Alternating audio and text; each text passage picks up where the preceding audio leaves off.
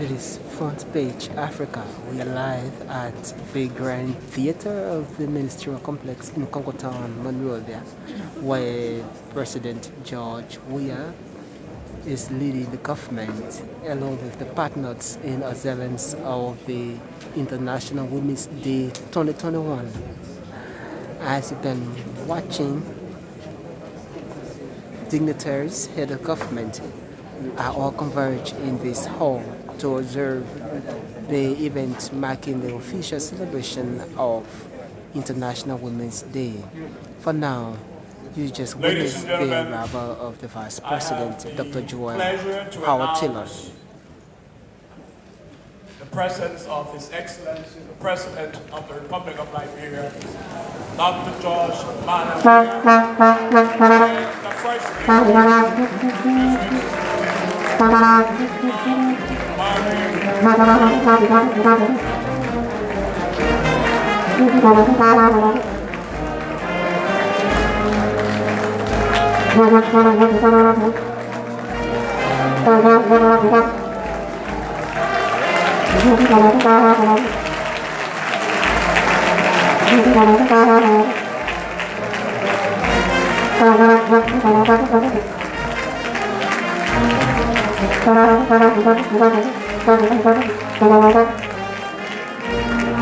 You may be seated.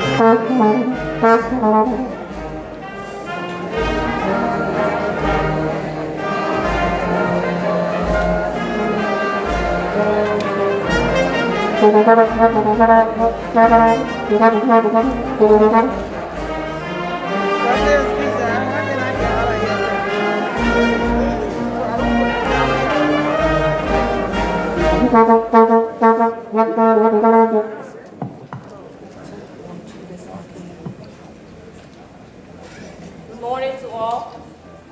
My name is Weah, and I'm in your MC for today alongside Joseph Dean. Before we commence this program, I ask that we all stand to have the national anthem.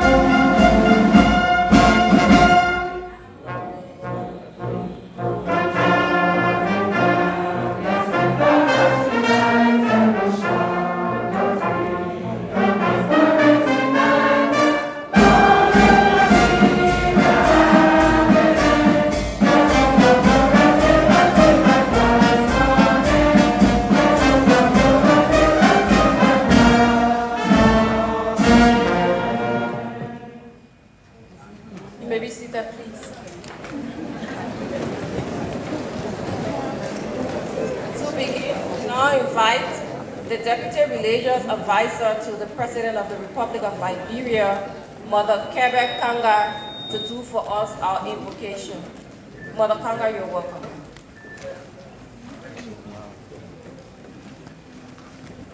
Praise hallelujah. Amen. Praise the mighty name of Jesus. Amen. I want us to stand up to bow our heads. Father, in the mighty name of Jesus Christ of Nazareth, we tell you thank you for this date. We tell you thank you for waking us up this morning to come into the evening. We tell you thank you for your protection towards our nation, Mama Liberia. We tell you thank you for the women in the nation.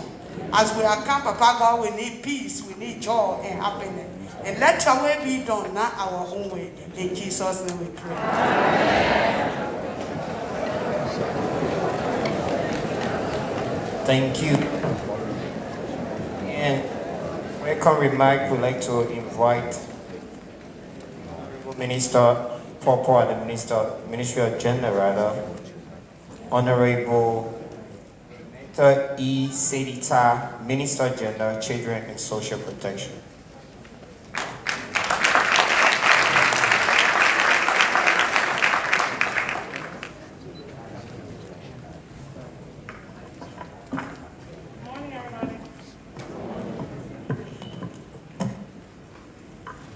His Excellency Dr.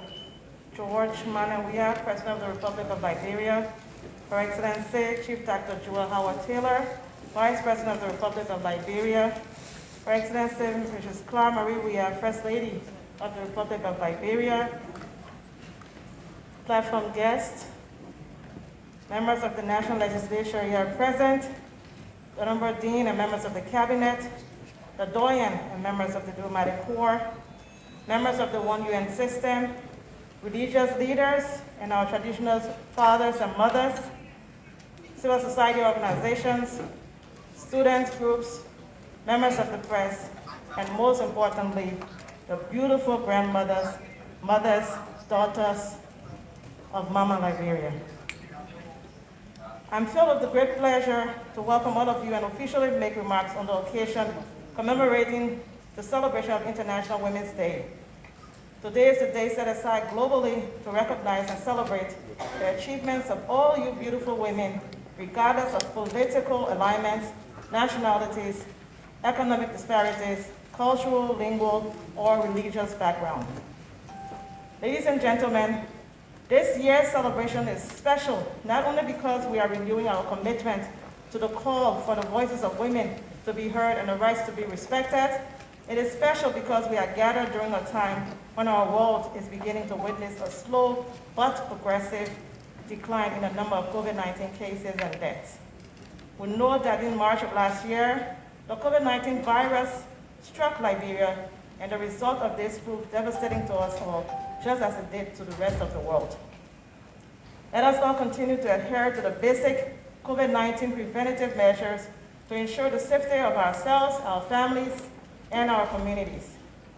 We are already knowledgeable of the health protocols around Ebola, so let's also fortify ourselves against any happenstance in light of the fact that it has attacked our neighbors. Distinguished ladies and gentlemen, this year's celebration is being held under the global theme, Women in Leadership, Achieving an Equal Future in a COVID-19 World. And we did a national theme that says breaking down barriers in a new dispensation of a COVID-19 world. Over the past year, we lost many of our brave, inspiring, and innovative women in leadership, including the late Monrovia County District No. 9 Representative Honorable Mona E. Pelham Youngblood, and former Assistant Minister of Transport Honorable Noah Scott. In recognition of contributions made by them and countless others towards the elevation of the status of women in leadership in Liberia and to the general growth and development of our beloved nation, I ask you to kindly stand and observe a moment of silence.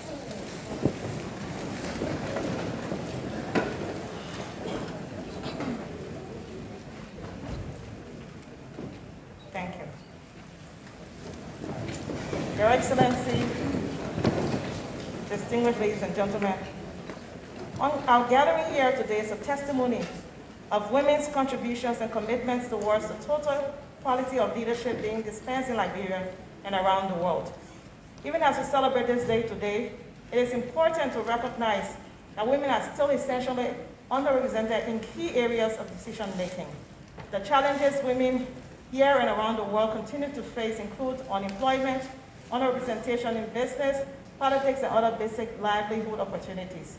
It goes without saying that we also suffer the scourge of sexual and gender-based violence. As a key participant amongst women in leadership, I'm happy to serve under the leadership of a president who has fearlessly dubbed himself feminist in chief, thereby fully committing himself to alleviating the plight of women in Liberia. Thank you for all that you do, and especially for the light that is life and protection that you have already started in the country. especially for the most recent $2 million you unveiled during the county tour for rural women and 16 million USD opportunity through the Ministry of Agriculture that female farmers can also take advantage of. And these are among so many other promises. These are among so many other promises made and promises kept. You are truly appreciated, Mr. President.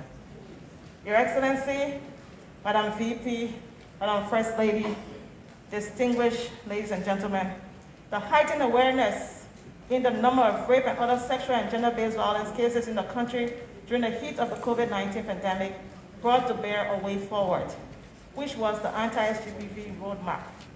To that end, I believe that if we as a nation bind together to fight the scourge of rape and other forms of sexual and gender-based violence, we can lessen the perpetuation of these heinous crimes to make it impossible for women and girls and vulnerable people to thrive under this scourge and make it possible that they can thrive in a peaceful environment where we can all grow and prosper.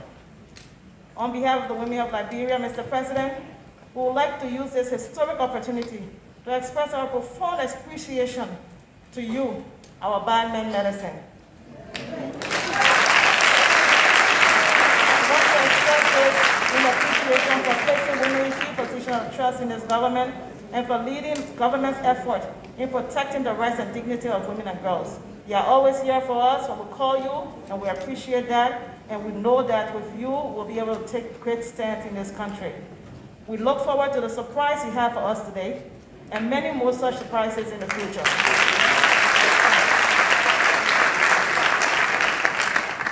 Ladies and gentlemen, rape is a heinous crime. It is a crime that should not be tolerated at any level of society, and we call for more drastic actions to be taken by the court system against perpetrators in order to restore our pride. The progress of Liberian women relies heavily upon the joint actions by all three branches of government, civil society, and each and every one of us in our homes, even as we have our partners here helping us along the way. And I urge all of us to continue to promote zero tolerance for crimes against women, girls, young people, and the vulnerable in our society. To you brave, intelligent, adorable, fantastic, spiritual, majestic women of Liberia, I honor you, I salute your courage and resilience for braving the afflicting challenges which continue to erect multiple barriers between us and our rights to deserved spaces in society. I believe that in line with our national theme for the day celebration, there is going to be greater opportunities to enable us achieve an equal future, especially during this time when we are at war with COVID-19. This is a new dispensation where we can see women rise up, and we've already seen this. This entire fight was led by women in Liberia who were entrusted by His Excellency. So let us give that exemplary leadership a standing ovation, Dr. Jala, Madam Mary Brawl, who are here, Madam Jala.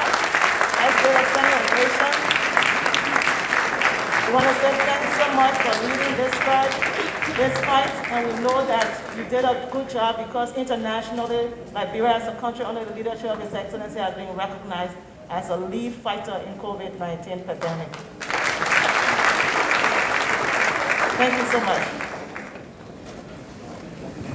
As we call for the creation of more opportunities, especially empowerment opportunities for women and girls and the removal of barriers, which continues to deprive other marginalized groups from investment opportunities, I must also say that we must seize our moment and jump to every available opportunity.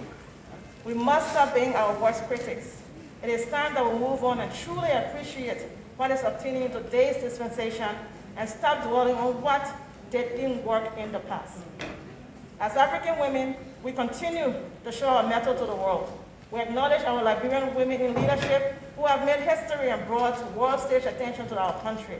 And we appreciate the ones forging the present leadership pathway.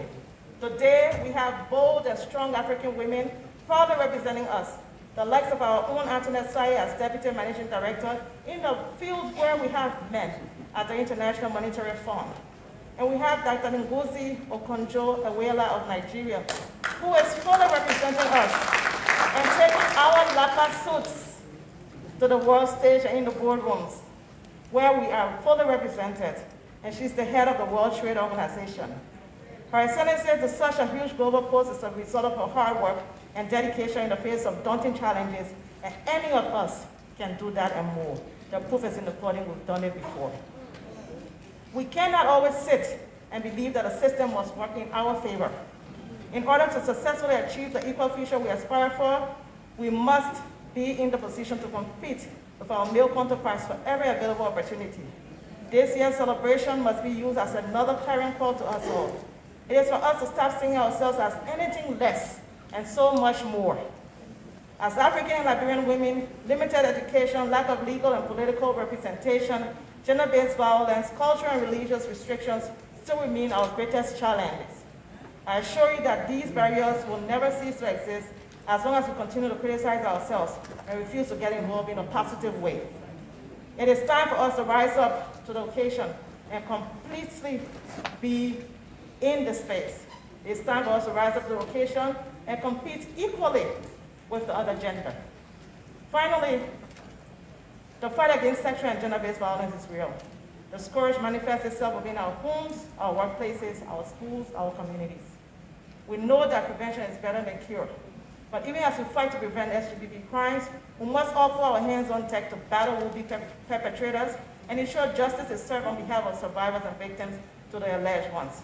As we advocate for survivors, let us keep pounding the pavement with outreach and awareness, because that is important. Mind change is important. And move into the communities for which we are advocating for to ensure we are holding hands with the ones who need support the most. It is my hope that in my lifetime, our lifetime, we will see the eradication of women being subjected to physical, sexual, financial, and other forms of abuse. As I close, I would like to appreciate the government and all of our partners for promoting the agenda of women. To my cabinet colleagues under the leadership of His Excellency, I say thank you so much, because you all have banded together like the President said, this is one government, each one help one, and we are all doing this together. I call for more support to women programs and urge all women to begin to take action, now seizing our opportunities in order to achieve the equal future we crave for. We appreciate Her Excellency Ambassador Clara Marie Weah, our First Lady, and all of the work that she has done on her She's You movement and at the office of the First Lady. She has shown that she is the mother of the nation truly, and she is every single one of us as we are with her. Here's to strong women. May we know them. May we be them. May we raise them. I thank you. Happy International Women's Day. Thank you so much. That was the Minister of Gender, Children, and Social Protection, Honorable Willamette E. Sedita. Since the days of old, women all over the world fought for human rights and justice. They saw silence as a way of being trampled upon. So these women stood up for a cause, and because of them, we are here today. God first, but women are the backbone of the society and the world at large. Having said that, I'll now invite to this podium Ms. Faith Noah for the reading of the proclamation. She is a member of the Liberia Children's Representative Forum. Faith Noah, the reading of the proclamation.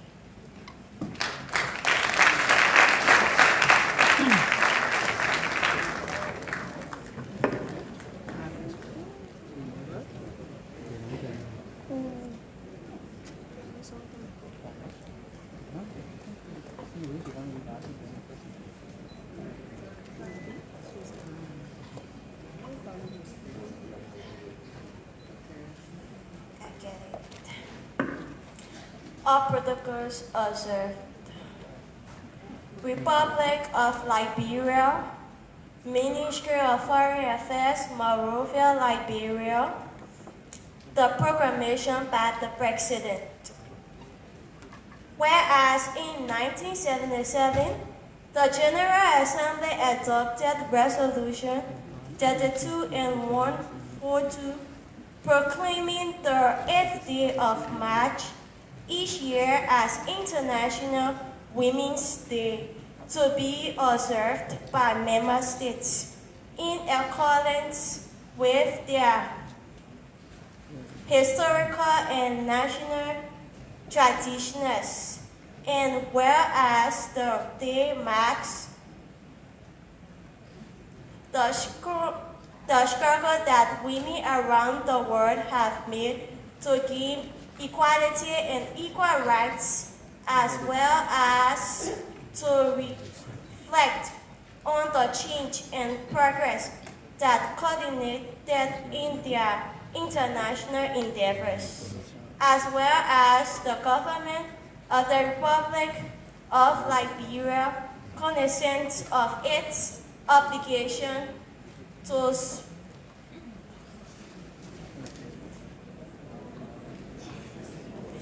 ensure equal status for men and women in the society without discrimination, has ratified the Convention on the Elimination of all forms of discrimination against women, equality and equity through its national reconstruction and development programs, and as well as the women of Liberia will join their counterparts around the world to celebrate International Women's Day 2021. Honor the global theme, Women in Leadership, Achieving an Equal Future in COVID-19 World, and the national theme, Women in Leadership, Breaking Down Barriers in the Dispensation of a COVID-19 World. Now, therefore, I, Dr. George Weah, President of the Republic of Liberia, by virtue of the authority in me vested, do hereby declare and proclaim Monday, March 8, 2021 as International Women's Day to be observed throughout the territorial confines of the Republic as a working holiday. Furthermore, I do request the Ministry of Gender, Children, and Social Protection, government agencies, civil service, society organizations, partners, and NGOs concerned to execute appropriate programs befitting the occasion. Giving honor my hand and seal of the Republic of Liberia in the city of Monrovia, country of Monrovia, this 8th day of March in the year of our Lord 2021, and of the independence of the Republic, the 174, Dr. George Weah, President of the Republic of Liberia, of the President Ambassador D. Maxwell Sarkemia, Minister of Foreign Affairs. Thank you.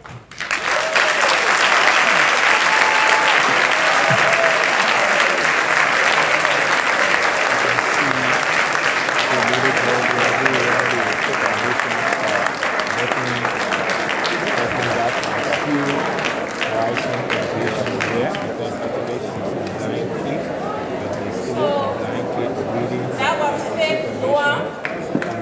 She is literally impaired, and she read the proclamation of civil prison. Can we do better than that for her?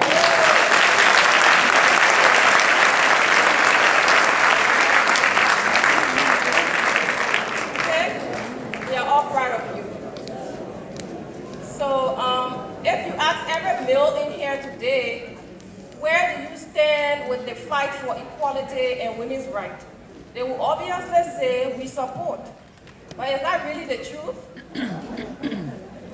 They will say we support.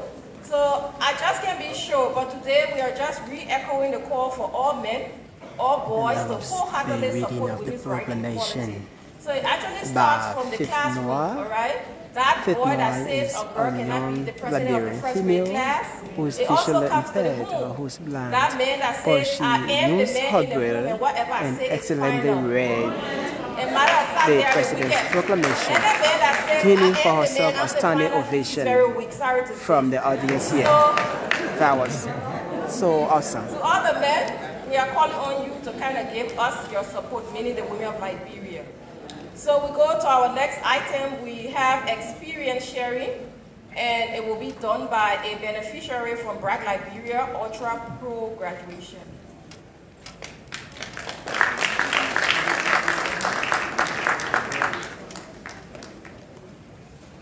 So while they are coming, I'd like to take this time to actually recognize the Women in Maritime Network, the Liberian chapter, Weah, Liberia, and I'd like to thank Madam Emma Metia Glasgow for all the support that you gave. Let's clap for them.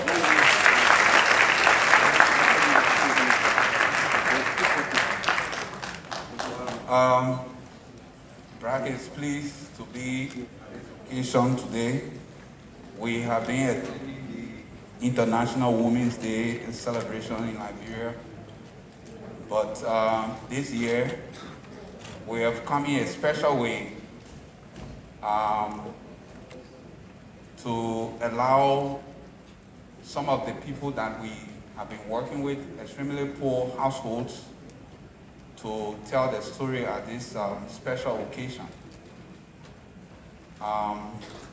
Today, I'm very pleased to present to this august body two of our women from Monrovia County that will say their stories. You know, today as we celebrate International Women's Day, there are those women that are all the way down there that we may not be thinking about, but they have their stories also. They have stories to tell. They have achievements that they have made for their households, for their families. And today, I want to thank the Ministry of Gender for giving these women the opportunity to say their stories.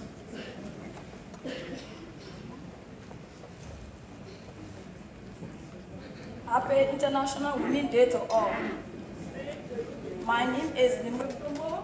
I'm 34 years of age. I have 3 children. I live in Monrovia, Sinta Township, Monrovia County. My husband passed off village, Olaton, in 2014. I started suffering with my children. We was in deep poverty. We used to beg friends and neighbors for help. My turning point reached in 2019 when I entered with Weah under the UPG program, Ultra Pro. The people first gave us food and money for the first 6 months to stay on our feet. Later, they paid my shop, they gave me goods, and they sent me for training to learn how to manage a business.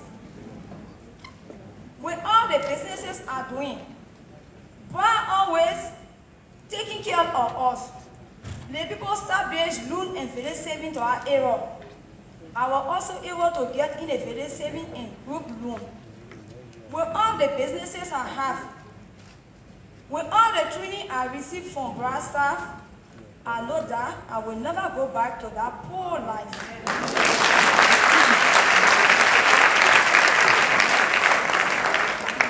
I was also able to pay my 2-bedroom house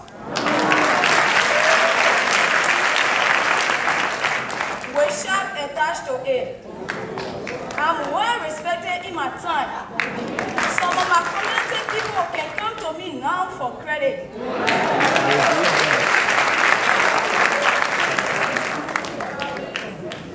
My children don't even say used to eat rice, but now they can eat well 3 times a day.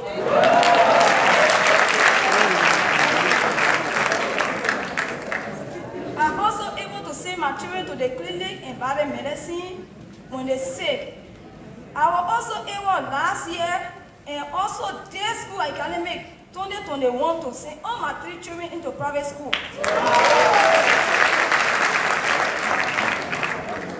Now, I'm not worried at all. I also want to take this time to tell Brad and others, thank you for what they have done for me and my friends. My dream is to become the biggest businesswoman in my time. And make my children to get good education. Now, other women can come to me for advice. And also teach them how to make the business. Thank you to Brad. Thank you to the gender ministry. I also want to tell the Dutch Postcode Lottery, thank you for me and my friends then. Because we're really suffering, but now I can tell God thank you because I'm graduate now.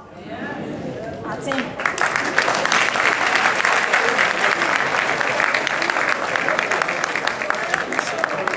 Praise the Lord.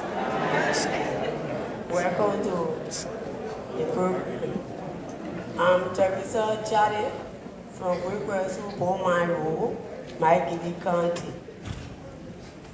I'm 48 years old, single mother with 7 children, 5 girls, 2 boys.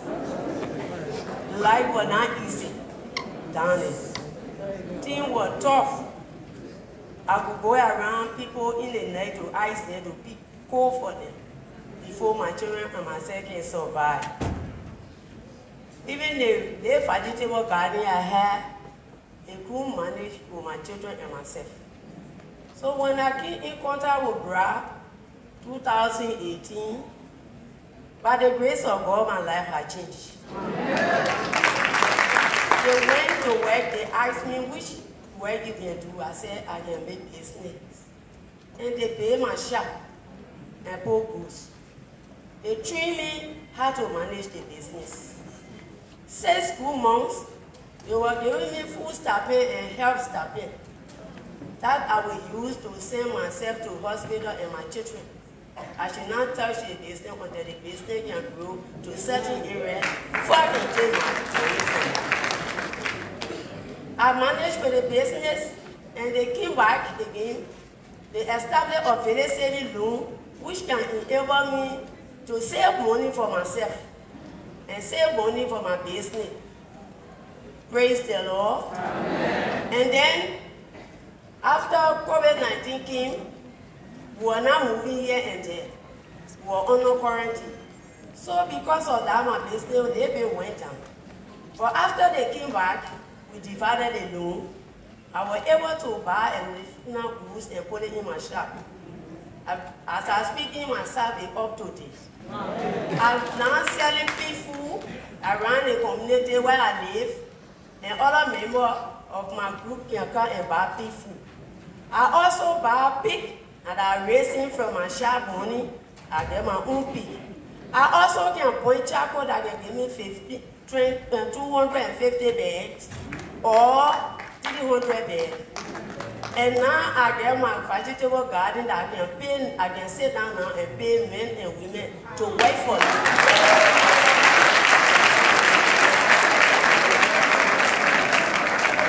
And now I'm highly respected. People come to me for daily work. People come to me for credit.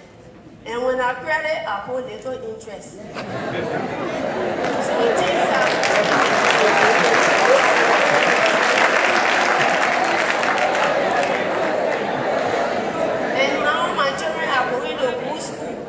all my children that now used to eat, we used to pay for bread. This time around, God has attended for our good. So I tell Ultraco Graduation Program, thank you. I also tell our president and our vice president, thank you. Even the people that work with the government that allowing NGO to come in our country to help women, I tell them thank you. I tell Ministry of Gender, thank you. They visit us and encourage us in our community. So before I take my seat, I want to appeal to Brad, Ultraco Graduation, this will not only be our community, but I want those candidates that they are not enter. I ask them candidate to go there to help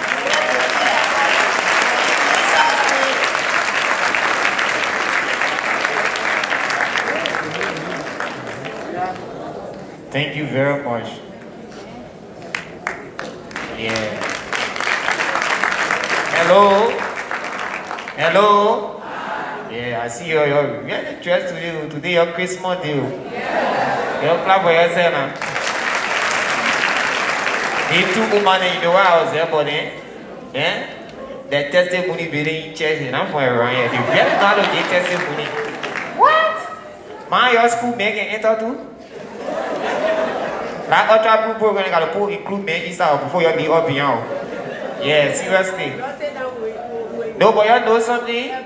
Imagine you waking up on the 8th of March, like the morning.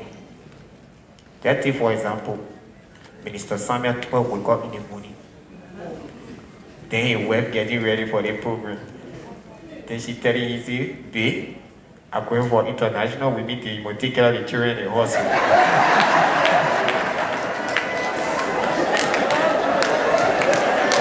Imagine.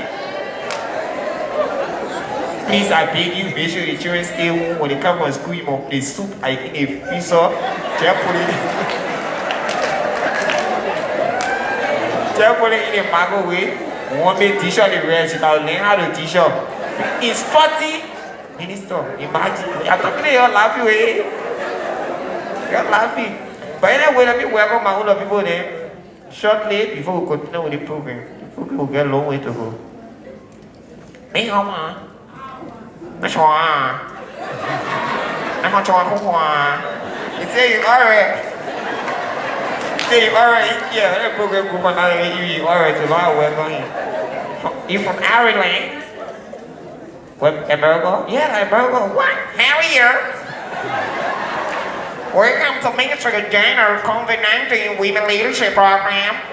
I hope you're enjoying your stay. You're the new ambassador.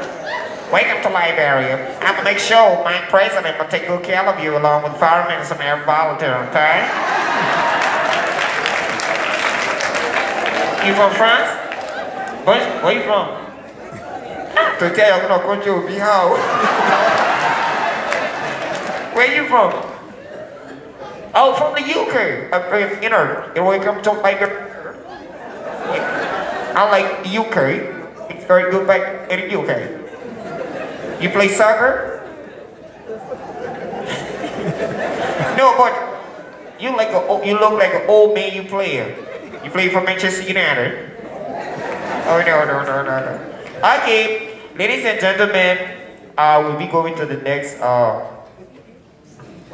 See. Thank you, Mr. Dean. So, if the honorable wife cooked 360 days or 364 days, and the one that made it 365, she asked him, was that a crime? No! Why women do? Men do. Alright, so at this point in time, I will now ask the president and all other platform guests to kindly come down, get seated for our panel discussion. Protocol, you are needed.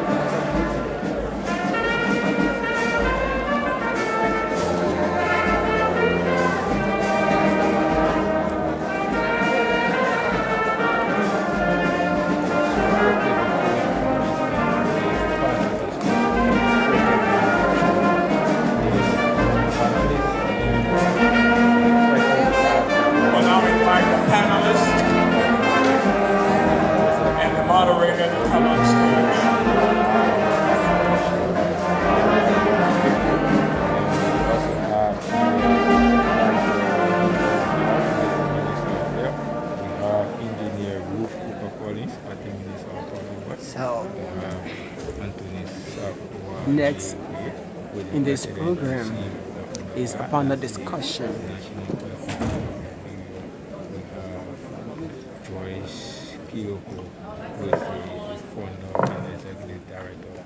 Your Excellency, the President of the Republic of Nigeria, So now John the Vice and President, Josephine Obodu please of allow me to ECOWAS stand Radio on all as existing the protocols. moderator of the If you're one of the panelists, partner, please come to the the podium. partner discussion. And I'm discussing today Our distinguished guests, the wearing of nose and mouth mask is the new normal. We wear it to protect ourselves, our families, and friends. The UN Women's Program on Leadership and Participation are guided by a history of international commitments to women representation. Whilst the Beijing Platform for Action calls for removing barriers to equal participation, the Convention on the Elimination of All Forms of Violence, Discrimination Against Women, CEDAW, upholds women's rights to participation in public life. Whilst the African Union Chapter on Human and People's Rights on the Rights of Women in Africa, Article 9, calls for women's right of participation in the political and decision-making process.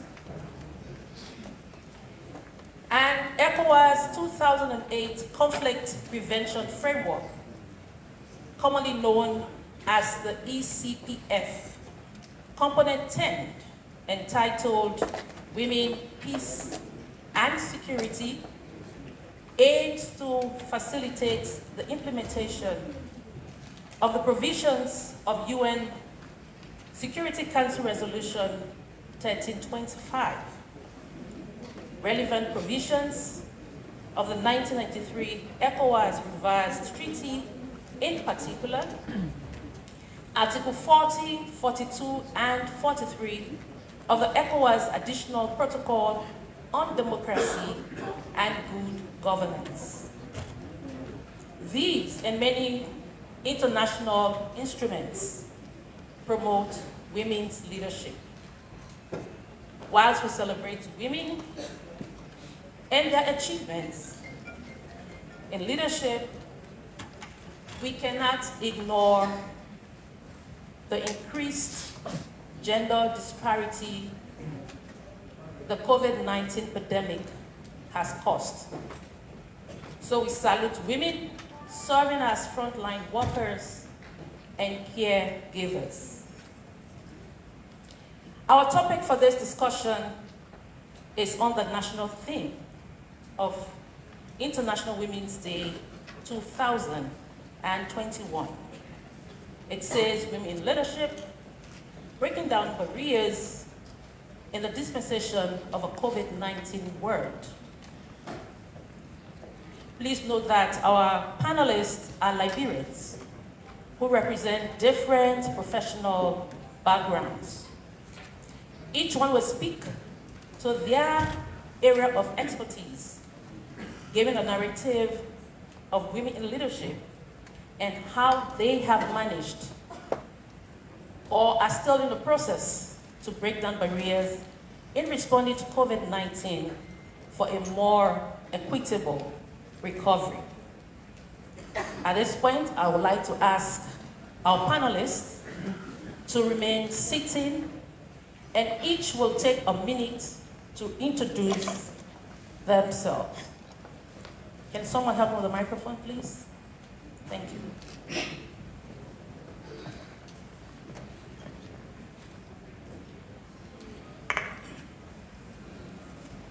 Good morning to all, and happy Women's Day to all the women. I'm Dr. Wilhelmina Jala, Minister of Health, the head of the incident management system here for COVID-19.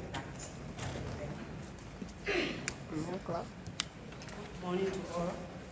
I'm Engineer Ruth Coker Collins, Acting Minister of the Ministry of Public Works.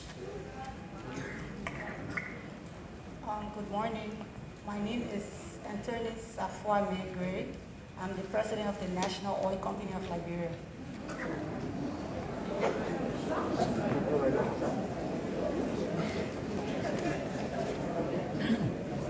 Good morning. I am Sadatu Louis May Reeves, the Deputy Inspector General for Administration of Liberia National Police. Good morning to all. My name is Joyce Elkiko. I am the Executive Director of Public Health Initiative Liberia, and I also represent the civil society on the Global Fund Mechanism for Liberia. Thank you. Good morning. My name is Melody Minze Keta. I've always been a journalist. I now work at UBA as the head of marketing and corporate communications. And I am Josephine Obodu, moderating this session. We're going to give each of our panelists 3 minutes to respond to the questions that we're about to ask. And we begin with Dr. Wilhelmina Jala, Minister of Health. Madam, what is your ministry doing with regards to programs aimed at stopping the reoccurrence and negative impact of COVID-19 in Liberia? Right now, first of all, Madam Moderator, let me say thank you for a job well done so far. Managing COVID-19 is not only the ministry's responsibility. As I sit here and look into the audience, I see a lot of people that have no mask on, and you are in a public space. So if you have your mask with you, please put it on. Thank you.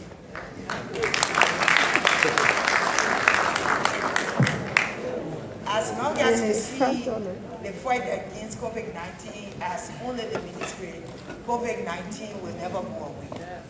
We all have to join forces together. If we set protocols, it's up to the citizens to follow the protocols that we have set.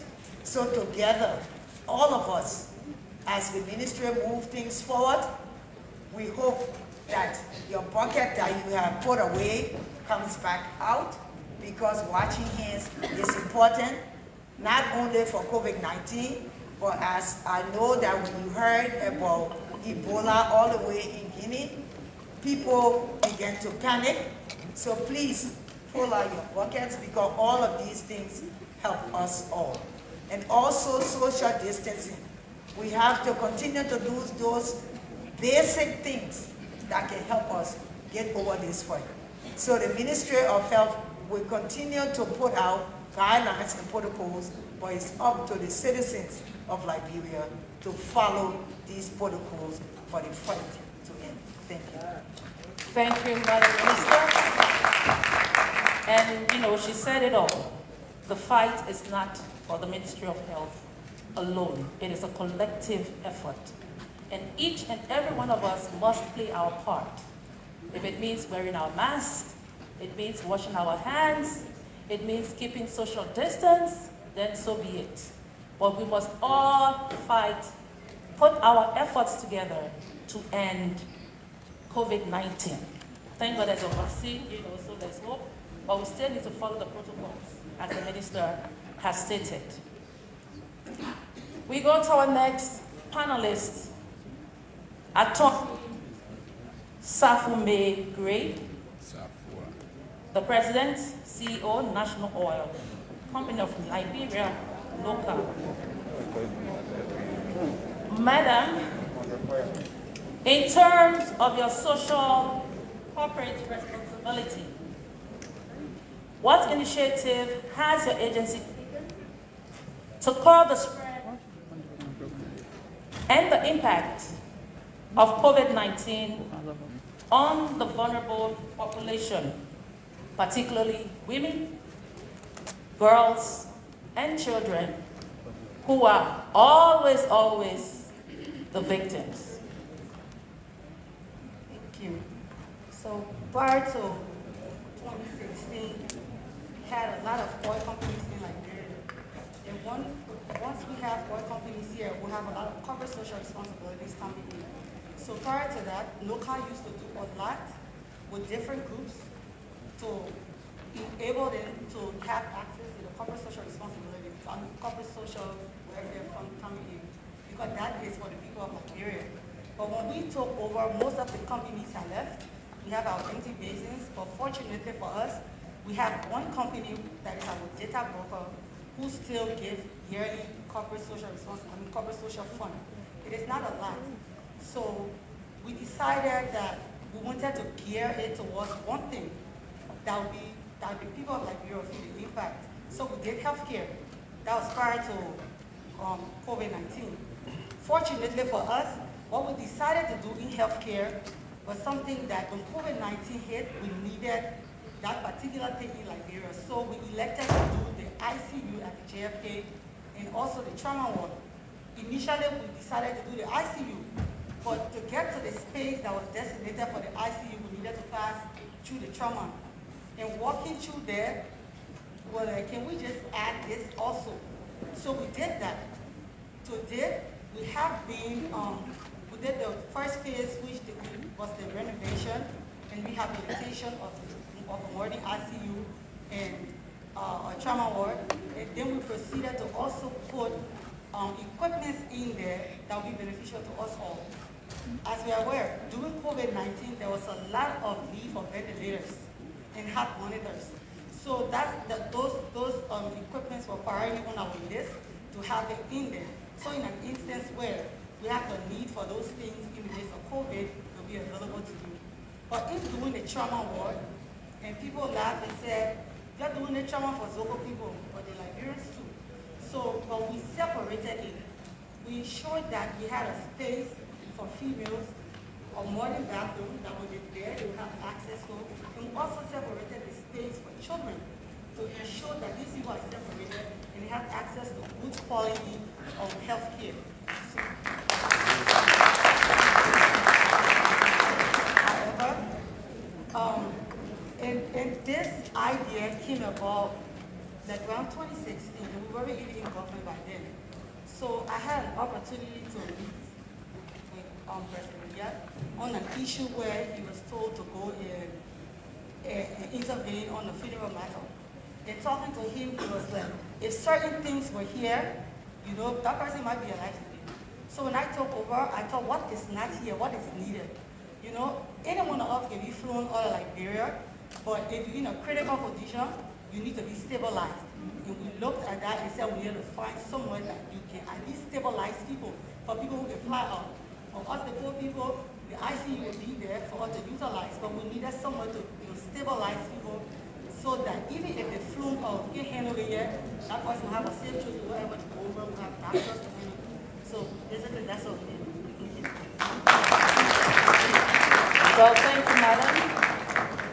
In summary, NOPAL is providing health care as their social corporate responsibility. And we say thank you for that because health is wealth. We move on to our next panelist, Melody Ketor, Head Marketing and Corporation Communication at the UPA. Melody, amidst the COVID-19, how supportive has the banking sector been, especially UBA, in terms of increasing women's economic empowerment? We all know that COVID had its own toll on women, breaking economies, increasing poverty, and again, women were the ones who suffered. So in what ways has your institution empowered women? Thank you very much, Josephine. And I will stand on the same protocol my fellow panelists did. I'm proud to announce that in March of 2020, UBA, through the UBA Foundation, donated $14 million to support the fight against COVID. And that donation was on the African continent. Liberia benefited $150,000. The funds, Liberia benefited $150,000 through the government of Liberia. The funds were distributed based on the severity of COVID by then. So bigger countries that had bigger problems received a certain portion, and Liberia received that amount. I hope that will answer the question why Liberia got $150,000 out of $40 million. So after all of what happened during the COVID, we also have a plan for post-COVID, because we know very well that this is definitely going to go away. We're not going to have COVID forever. So what is UBA doing to help businesses post-COVID? Currently, we're working with the Tony Ilumelu Foundation. It's the largest and the biggest private philanthropy organization. It is founded by Mr. Tony Ilumelu, who is the founder and chairperson of UBA Group. And the Tony Ilumelu Foundation every year calls for application for 2 out of 54 African countries. And that application is the Tony Ilumelu Entrepreneurship Program. The program trains, mentor, and provide a seed capital of up to $5,000 for small businesses all across Africa. We are proud to announce that about 60 Liberians have benefited since 2015. And this year, fortunately, the application drive is still opened. I have been all around Monrovia and its environs. Just the weekend I was in Kanta, encouraging people to apply for this. The seed capital is given to small businesses to help support your business to take it from very small to SME that is of the standard that fits not just in Liberia, but fits across the African continent. This year, fortunately, there is a partnership with the European Union with the Tony Ilumelu Foundation to have additional 2,500 women across the continent, included to the already 1,000 that is accepted every year. Good thing about it, that portion is only for women. So these days when I'm on the application drive, I tell women this is an opportunity for every small business to begin to push up. We all know that the COVID is a big disruptor, and it just did not affect the bigger businesses. Small businesses were affected, and most small businesses are owned by women. During the COVID period, these women had to leave their work. They had to leave their businesses they were operating at various centers to stay home and take care of children who had to stay home because schools were closed. This is a push-up from UBA, and this is a push-up from the Tony Ilumelu Foundation. I'm hoping this year over 100 Liberians will get accepted into the program, and my goal, and the goal of the MD, who is a woman now, is to ensure women stand a bigger portion of this number that is being sought throughout the Tony Ilumelu Foundation this year. So thank you very much. So far, pre-COVID, during COVID, and post-COVID, there is a plan at UBA. I just have a follow-up question as to how people who are interested in the application can reach you. So you go to www, and I'm hoping there are a lot of small business owners here. Please, this is the opportunity. Go to www.tefconnect.net. The application process is simple, but just in case you still cannot go through it, we are having a lot of info sessions, especially for women, because we want women to benefit from this. So please, check at any of the UBA branches in Liberia, or the simplest way is to check at our social media page. and you will get all of the information for those information sessions. We're working with the Ministry of Youth and Sports. I'd like to also commend them. The Youth Connect program under the Ministry of Youth and Sports, they have been very supportive. They make their conference hall available, and they mobilize young people to come for this program. Thank you very much, Ministry of Youth and Sports, through the government of Liberia. I would say thank you to UBA, through you, madam, for the good work that you have done. Our next panelist is Collins, the Minister of Public Works. I think she deserves more applause because to become a Minister of Public Works, Thank you. Madam Minister, the COVID made most of our women unable, especially during the national lockdown or the state of emergency. A lot of women were unable to do their little petty trade. So I want to ask, what is your ministry doing to promote women in the workplace, to ensure gender parity? Thank you so much. To begin with, let me first of all say thank you to our Chief Female Lead, His Excellency Dr. George Weah.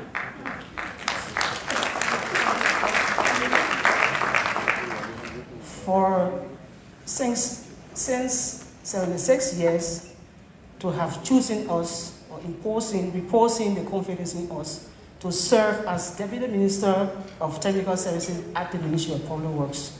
Mr. President, thank you so much. So for our end, for the Ministry of Public Works, what we have done differently is that we must say thank you to the Millennium Challenge Compact of Liberia and the government of Liberia. We have settled a gender inclusion unit at the Ministry of Public Works that take care of all women-related issues.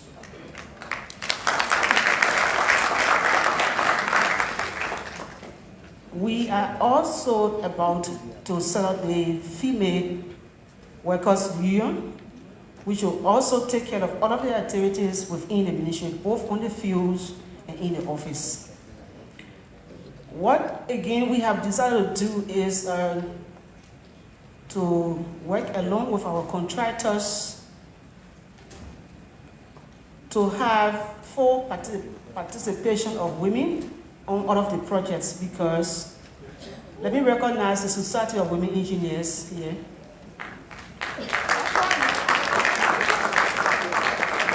The Society of Women Engineers, they are Liberian, and they have worked so hard to produce so many engineers, and they are out there looking for somewhere to work. So what we have done is to work collaboratively with our contractors to empower them by bringing them over to find something to do.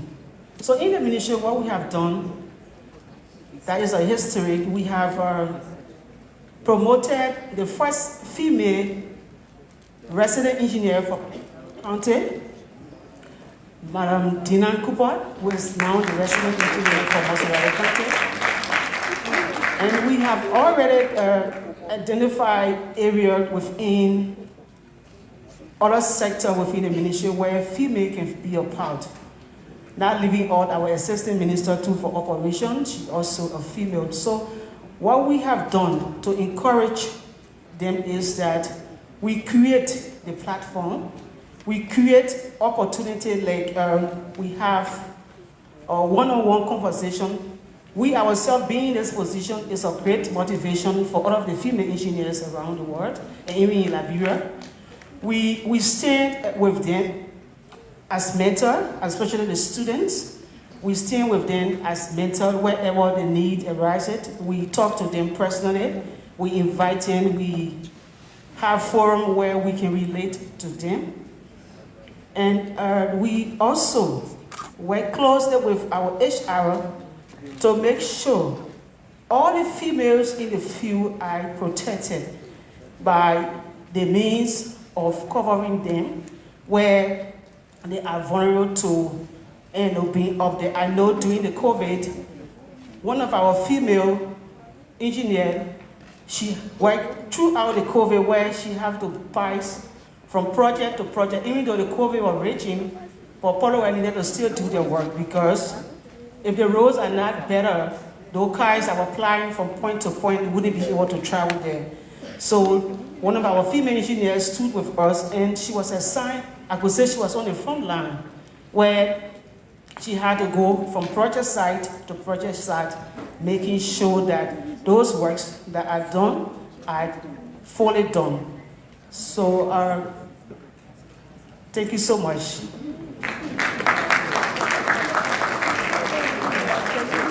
Well, thank you, Madam Minister. Public Works, in summary, is mainstreaming gender in the workings of the ministry. I have another follow-up question for you, ma'am. When it comes to men and women, in terms of the gears that they wear, do you consider that women, sometimes the shoes could be too heavy for them to go into the mud and all of that? Or maybe the helmet is too heavy for them to carry on their heads? Okay, thank you so much. You just said you said protective gear, right? Yes. So we must be protected in as much as we are women. We must be protected. We must wear our gear on our feet, on our helmet. We have to be fully prepared because you never know. Any danger comes along the field, you get harmed. So that does not, change the fact because we are women, we cannot be the same. So I think basically you see most of the time you will see us fully attired in men's wears, where you see in our jeans trousers, our boots, our vests, to show that whatever men can do, we can do too. Even better.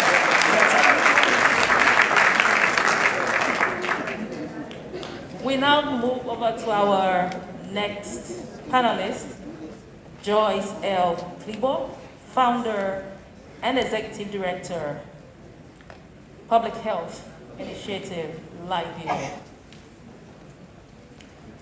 Madam, what are some of the efforts made by an institution to create a safe space for economic impact on women?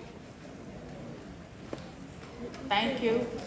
I want to take this time to say Happy International Women's Day to all of you awesome and phenomenal Liberian women sitting in this room. I come from an organization, a local organization called Public Health Initiative Liberia, that was funded out of the need to see Liberians taking ownership and leadership within the health sector. That was funded 7 years ago. And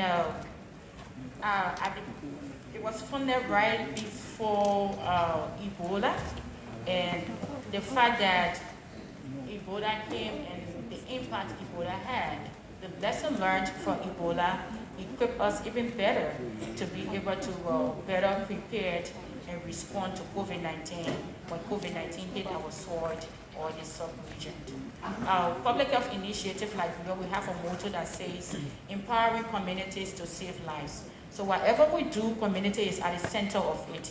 And at the center of that community is women. I always tell people my traditional name, my name that was given to me is Leka, meaning House of Women. So whatever I do is surrounded around women. For some reason, women just gravitate towards me.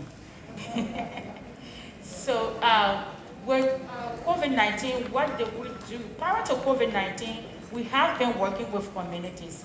And we work with women groups on a program we run currently with Open Society Initiative for West Africa called OSIWA.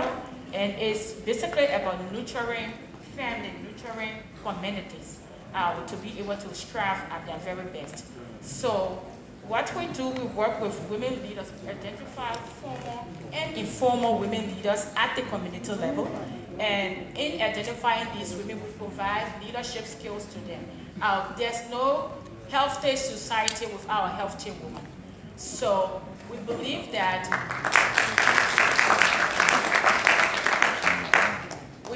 as caregivers, women as caregivers should be having the right information to be able to apply it at the right time and at the right place. So with COVID-19, before COVID-19 hit, we already have women that were prepared, that have already been trained on community preparedness in terms of outbreak response.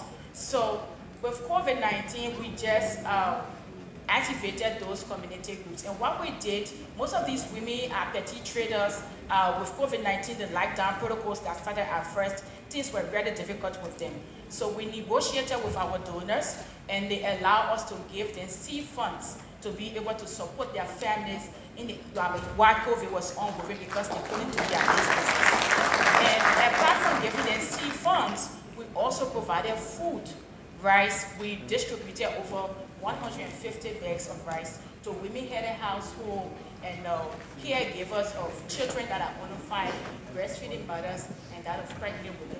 So these were things that we were able to do for women during COVID, and we are continuing to do it. And apart from that, because these women meet on a regular basis once a month, some meet twice a month. We have a Poor Mothers Club. They meet to discuss things surrounding women issue, the health of their children, and so forth.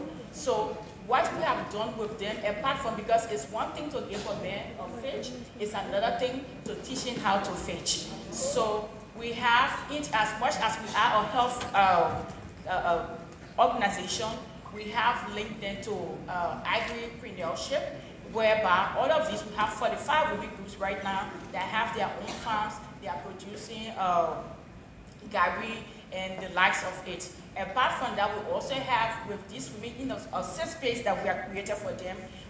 Each one of them identify a place in their community that can be built for a child learning center, because we noticed that each of these women, when they came for the women club meetings, they had their kids with them, and the kids were just all around and couldn't do anything. So what we have done, we have established what we call community-based early childhood center, and in those centers, the women, instead of taking their kids to school, to the farm, they now have place to keep their kids in the community, and apart from them just keeping their kids there, they are learning. So this is something that even with COVID, we continue to make sure that it still exists. And what we did was to reduce the time of the children in the center. Instead of from 8 in the morning to 3, we reduced it from 8 to 12. And instead of 5 days a week, they were reduced to 3 days a week. So basically, those are some of the things we are doing to keep women together, safe, even in the midst of COVID, to continue to strive.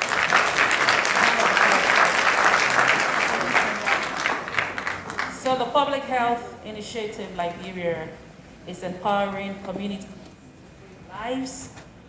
They are also nurturing communities to strive at what best. We move on to our last panelist. She is Sadatu Reeves, Deputy IG for Liberia National Police. Madam, during the lockdown again and the state of emergency, there were reports that there was an increase in sexual and gender-based violence, domestic violence, and some other crimes. To what extent has the Liberian National Police been in terms of preventing and responding adequately to sexual, gender-based violence? Okay. First of all, I'd like to say thanks to God that I'm present here. I am a recovery of COVID-19. Wow. from a meeting where I have two of my colleagues that lost their life. May their souls rest in peace. I want to express my appreciation of every one of you who prayed with me during that time. Having a lady and all of my children confined at the 14 Military Hospital was not an easy thing. I had all of my children, including my baby. And I just want to say thanks to what I'm sitting here today to you. We all know that the Liberian National Police primary responsibility is to ensure public peace and security. The police is made up of 5 executive members, which includes the Inspector General and 4 Deputy Inspector Generals.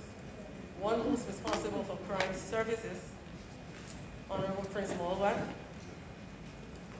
where he supervised the women and children section.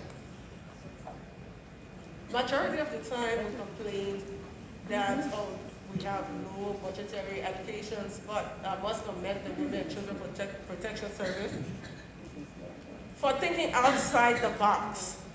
They've always gone outside the box, and they've done something better for us. They have been engaged in massive awareness. And we've known that the community have been aware, so we find out there are more reports on sexual and gender-based violence cases. And we are asking that you continue to spread the word.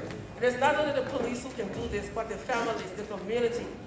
We work through the community policing service to do this, and we are asking every one of you seated under the sound of my voice to continue to educate our society, our communities, our homes, to be able to report cases of such adequately.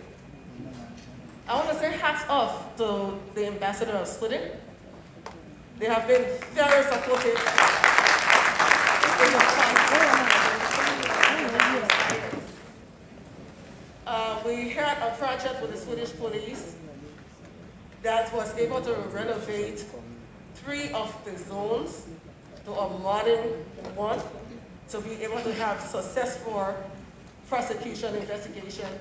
They also got together and then brought the prosecutors and the police together to be able to understand each other and have successful prosecution. So we can now simply say that most of the cases that we have lingering at the police station, there's a common understanding now with the Justice Ministry and that of the police, and then we are able to proceed with the processing of those kinds of cases.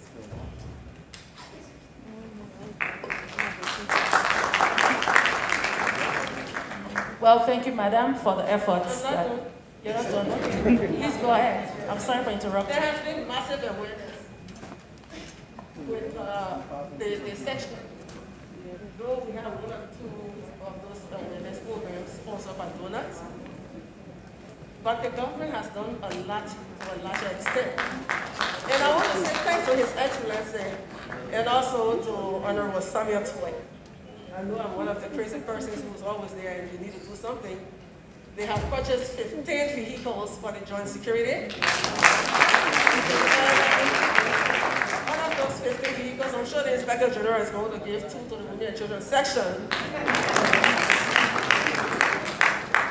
to be able to have a quick response to cases, because that is one of the difficulties we've been having with the coordination as mandated by the President. I want to say thanks, Mr. President, because based on your mandate, the Ministry of Gender, the Ministry of Health, and that of the Liberia National Police and Justice have been able to work together, coordinate, so we can have easy access to justice. And that is really working. Another thing that has come up with the whole issue of the sexual and gender-based task force is the combination of the gender section of the Liberian National Police and that of the Women and Children sections. We look at the scenario of that from Sierra Leone, where they have the family support unit, and we see that that's working. But what has happened with us, we have the bureaucratic chain that's so long and we need to cut it. So now we're working on it. That has been instructed by the Justice Minister to work with the Policy Management Board of the Liberian National Police to come up with a project that will combine the gender section and the women and children that will make them one, and they can be able to prosecute faster than going through the chain where you leave the women and children and you have to go to 105 before the Inspector General's office. And then before you can think if you have to go through all of those chains, something might happen. So that is something that we are working on. And I just want to encourage every one of us. Let's continue to fight. This is for a cause. A lot of women, even sitting under the sound of my voice, suffer domestic violence. And they are not able to come out to say it. It's not that you stand up.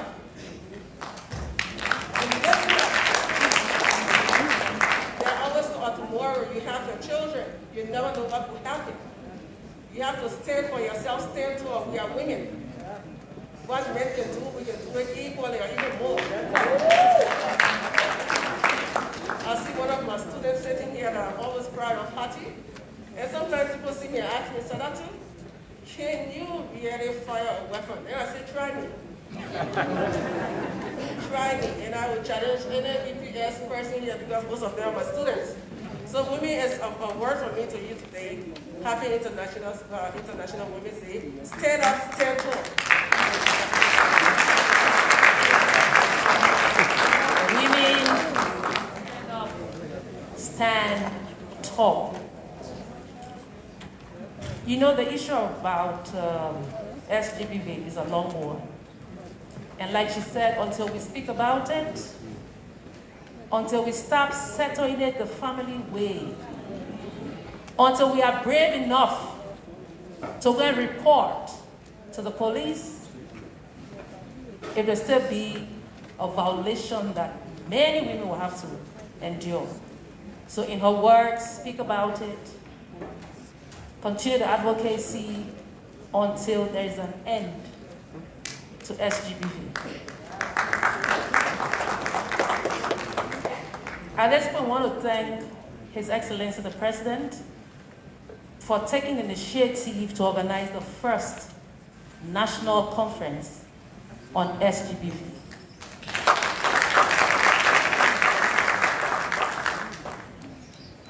I've learned that recommendations from that conference will be followed and then implementations and all of that. So we take the last round of questioning, and it's going to be a general question, and each of our panelists will be given 1 minute to respond. Please highlight the challenges you have faced in your various institutions and what you think you could suggest as the most robust strategy to break down barriers and give access to women in decision making. Repeat the question. Highlight the challenges you face in your various institutions. That's the part A of it. The part B is, what could you suggest as the most robust strategy to break down barriers and give access to women in decision making? Whoever has the microphone can start.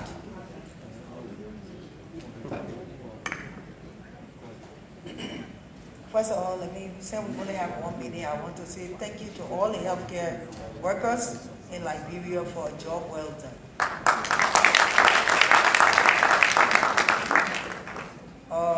Challenges that you face in ministries is a lot of interference from other ministries and other members of society in terms of trying to influence what decisions you have to make.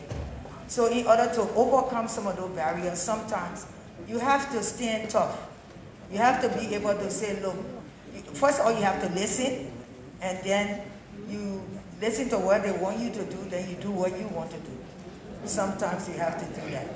Because if you don't do that, you will be confused and you won't know what to do next. We have a lot of women in the ministry, not that many in leadership, and a few that need to be promoted.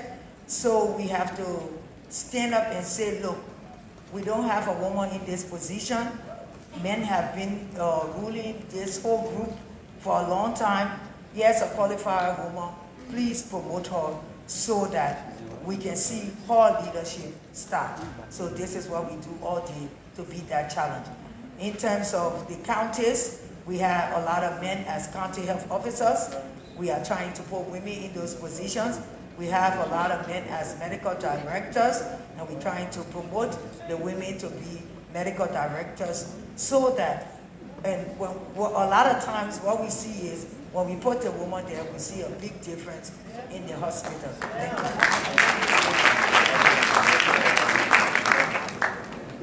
Thank you so much. Let me say happy Women's Day to all women in here. And also to say thank you to all our female engineers that took all the time to come to. So let me say that we, from the Public Works Ministry, some of our challenge is many, but they'll just name a few of them. We have the challenge where men want to seize the engineering as though it's for them. So whether you are a female and you want to take your actions, you want to regulate things, they look at it differently because they feel engineering was made for men. So that's our challenge, and we are trying in our own way in our strength to see how best we can stabilize those men that have no mindset.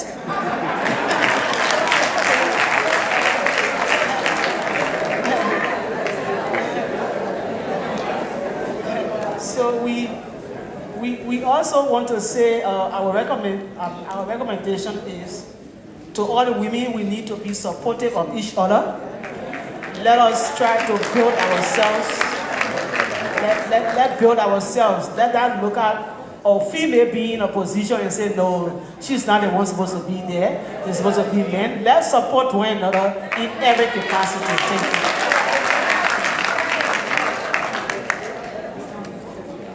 Some of my challenges.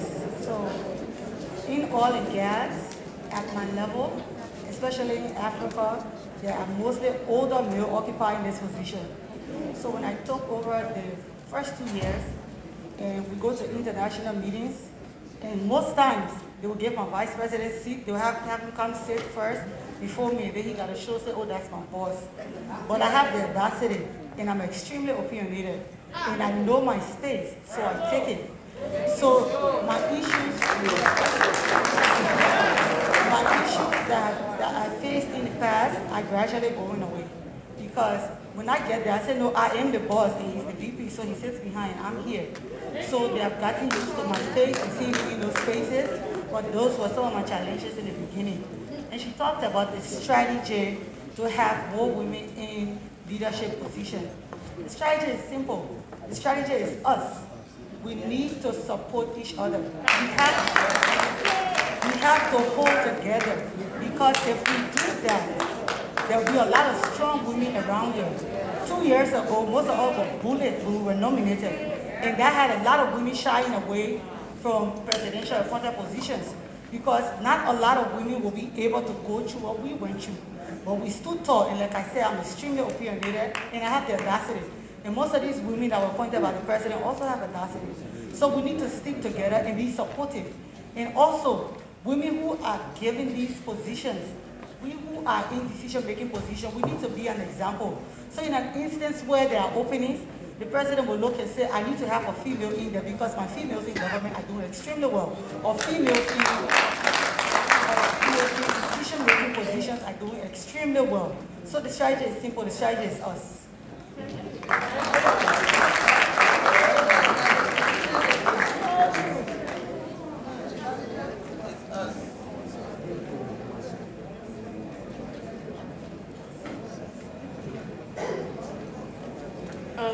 Just by wearing this uniform and standing in the midst of full men is the first challenge.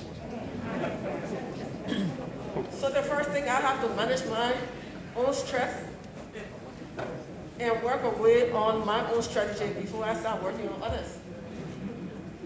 But in time, we noticed that women in the Liberia National Police were lagging behind for so many reasons.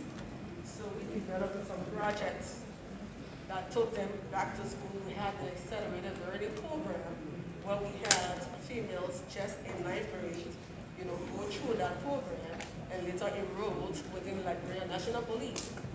And trust me, to date, some of them have got their master's degree. Some of them first degree BSc. And gradually they are growing up and taking a strategic position.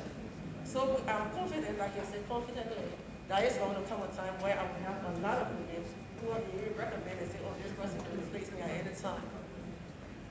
When it comes to the general issue, I think women problems are women.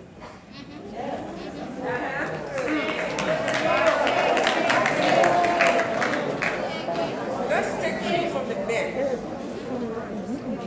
Men are egoistic. They always want to show ego. But a man never leaves his friend. He supports his friend.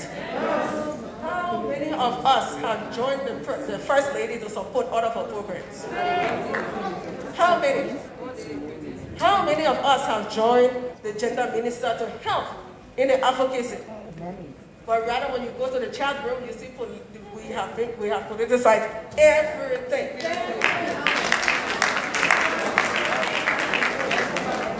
It is about time that we stop, support the government, work to one common goal, ensure that women's needs are met and promoted.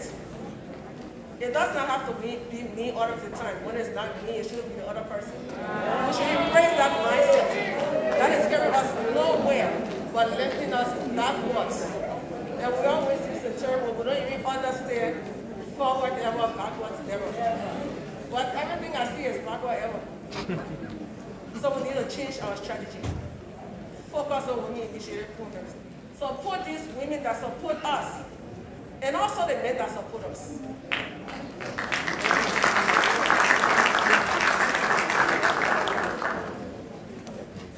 Thank you for the question. I came into leadership at a fairly young age, and my age and me being a woman had a lot of impact on whether I have a seat at the table. So my challenge has been being treated equally as my male counterpart that sit in similar position as executive director. But like Safwa said, I'm highly opinionated and I know how to find my voice. So what I've done over time, even if it is something that concerns the work that I do and I'm not invited and I'm in the know of it, I take my seat and put it on that table. So I learned to bring my seat at the table. If you don't give me a seat, I take my seat with me. And that didn't come just easily. It comes with me building my own self-confidence, and I think that's why it was a self-esteem, knowing who you are, trusting your ability. And in trusting your ability, meaning you should be informed of what you want, how you want it, where you want it, and at what time do you want it, and how you have it. So that has helped me a lot, and I've learned to build alliances along the way. I try to, when I enter the room, I try to identify people that align with what I'm talking, that give me a note, that give me a thumbs up, and after that, I try to get to know you beyond that, and that has helped me a lot in my work that I do and how I access funding or opportunity. And I hope that us women, sometimes you may not like the person, but it's that both of you have similar interests, and that's the strength that most men have. They forget about personal things and they look at the interest. Do I want a woman to be in this position? That woman doesn't have to be me. The fact that it's going to be a representation of a woman, I can support her. And I think once we all learn, I struggle with it. I can't lie to you that I didn't struggle with that. But I had to come to a place that if I'm going to be about myself, we will not be able to achieve the women's agenda. And the challenge is up to you. We all choose to challenge. What is it that you are challenging today as you live from it? Is it self-pity? Challenge yourself to feel to yourself, I'm a woman, I can do it, and I choose to challenge myself to live in this. The challenge is to each and every one of us here and to our allies, the men, the good men that stand with us in the fight towards gender equity. I say to every one of you, God bless. After all of these brilliant closing remarks, I'm even scared. Okay, challenges I have faced. If you know me, you will know I'm the one who is doing the challenging. If you know me very well, you will know definitely that Melody is not someone to joke with. So I've been a journalist for about 15 years, and the journalism space in Liberia, you know, is male-dominated. Fortunately for me, unfortunately for them, I don't have a story as somebody stepping on me in the newsroom. No, I don't tolerate that from anyone. I respect all of the people I work with who in return to respect me. But the fact that it never happened to me doesn't mean it doesn't happen to other female journalists. There are other women who they're being stepped on in the newsroom. There are other women that are given easy assignments because they feel that they are women and they're beautiful, and they should be going to gender ministry programs alone, and they should not be going to the executive mansion to cover the presidency. Today, I've left the journalism active field, but today, Denise Nipson stands at the head of at the executive mansion as the head of the Reporters Association at the executive mansion. That is something that some people paved the way for. People were there before me. I came and we spoke on it, and today it is happening. Please do not allow anyone to take your space from you. It doesn't belong to them. Do not allow them to take it from you. No one did it to me. Don't do it to somebody else. Currently where I work, I'm so proud to be one of the youngest, but I'm so happy also that people will come to me and say, hey, Melody, what do you think about this? It is an honor, and I'm happy for that. Take your space wherever you go. There is one thing we always need to carry with us as women is confidence. Take your confidence with you. Step in the room as if to say it's your one that you're saying. You're not saying anybody else. I'm not saying a male, I'm not saying a female. I'm saying one person who has a goal, and that person is Melody. When you get there, don't forget your sisters. They need you also. So we can face those challenges. In terms of what could be the most robust strategy, I always like to say education. I tell my children as a mother, I tell those that I'm mentoring, I said there are two things that took me out of poverty. The first person is God, the second person is education. That is the only strategy that we as women can progress with. We can sit here and give all of the nice speeches and call for equity, we want parity, we want this, we want that, but we need to go there with a prepared mind. If we are not educated, we cannot walk side by side. We'll always be behind, or we'll always be the wings. I'm not a woman wing person. I'm somebody to walk side by side with. So please, we need to educate ourselves. Don't get it wrong. Education is not being certificated with the highest degree. It's not going to the highest institution of learning. You heard two testimonies from our sisters earlier on. It is a form of education that they already have. We are fortunately, some of us to go to college, get degrees. Everybody cannot go to college and get degrees. But let's support other people to get training in soap making, to get training in tie-dyeing. What have you done as a woman to impact the small community you live in? There are some young girls who need to be impacted. Some of them, when you see them in the street, all you need to do is say, good morning. Where is your parent? And where your mom? Where your pa? That simple question you're asking that girl will be saving her from getting raped later on during that day. She may be having some missteps, but I think that is what we women should do too. Let's stop some of the complaining and let's work on the little that we have to make an impact, not just for our one. Before I close, I wrote this and I want to say it. Please allow me to. Before COVID, there was a normal that placed me in the position to struggle for equality at all levels.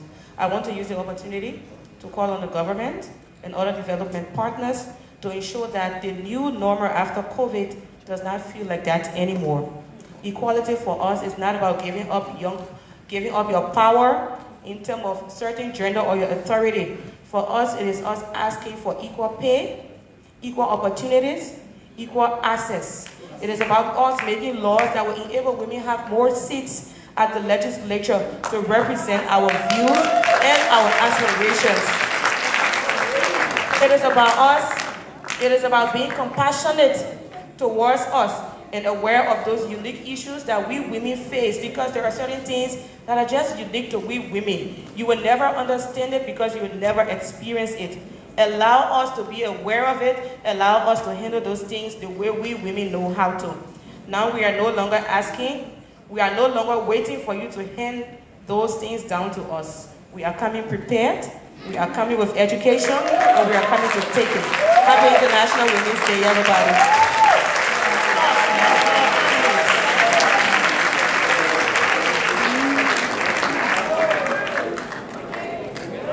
We are coming by force to take what rightly belongs to us. I'm not going to sit in the back and say, it's a man's word. Women have a right as well to equal participation at all levels. On that note, we want to say thank you to our panelists. In the presence of Ruth Collins, Minister of Public Works,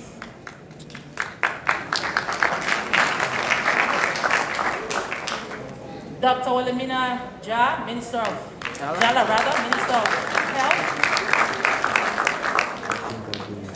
Attorney Safia May Gray, President, CEO, National Oil Company of Liberia, Joyce L. Clippo, Founder and Executive Director, Public Health Initiative Liberia, Melody Kettle, Head, Marketing and Corporation Communication at the UBA, and Honorable Sadatu Reeves, Deputy IG for Administration, Liberia National Police. Our discussion focused on the topic, the national theme for International Women's Day 2021. Women in leadership, breaking down barriers in the dispensation of a COVID-19 world. Once more, please give a round of applause to our panelists as we take their seats.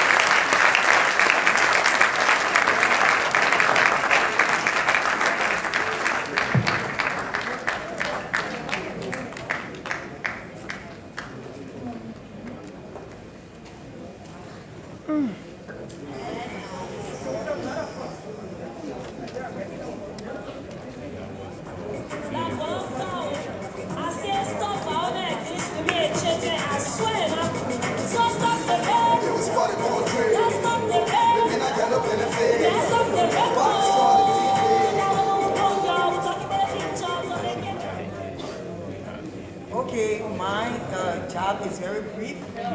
You keep hearing about nose mask. They want you to cover your nose as well as your mouth. So let me step this way and take off my mask for a second. Take off your mask, and if you put it on, there's a point right here that is the hard part. I see a lot of people put it upside down. The part that's firm is supposed to be holding your nose, so you put your nose mask up. You're not supposed to touch it. I can't talk well with holding your mic and doing all at the same time. You're supposed to make sure it's over your nose, cover your ears. Both ears. And then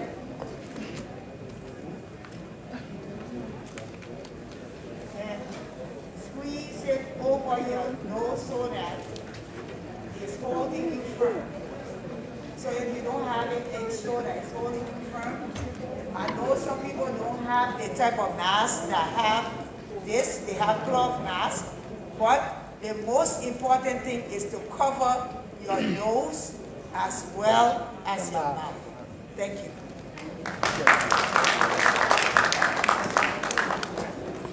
It's the panel discussion. I'd like to invite back on the stage His Excellency, the President, and all platform guests for the continuation of the program. Thank you. course, our panelists have just a time switch and we have welcome the African guest back on the stage and the African guest president and president of the thing for this committee. As well as international partners. So we are making our way towards the last one there. So we are right there.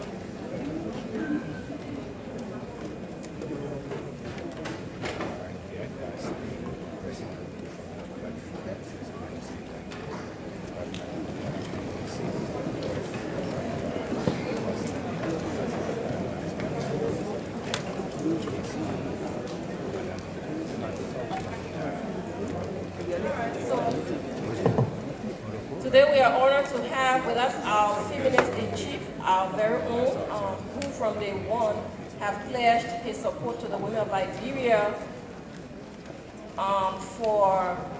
for this. Your Excellency, Mr. President, we remain most grateful. Shall we give him a round of applause?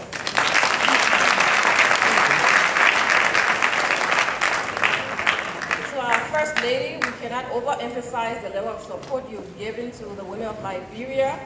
It's evident by your presence here today. On behalf of the women of Liberia, I do extend our thanks and appreciation. Our harder work for our sister women. To our strong and ever-potent Vice President, we salute you for the work you do. You are a virtuous woman, and God bless you. So I'd also like to recognize the Society of Women Engineers. Please stand for us, please.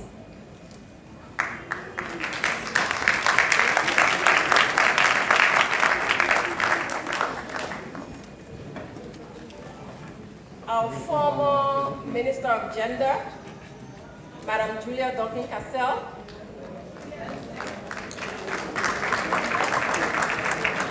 Our One UN family, the Embassy of Sweden, European Union, all other members of the diplomatic corps.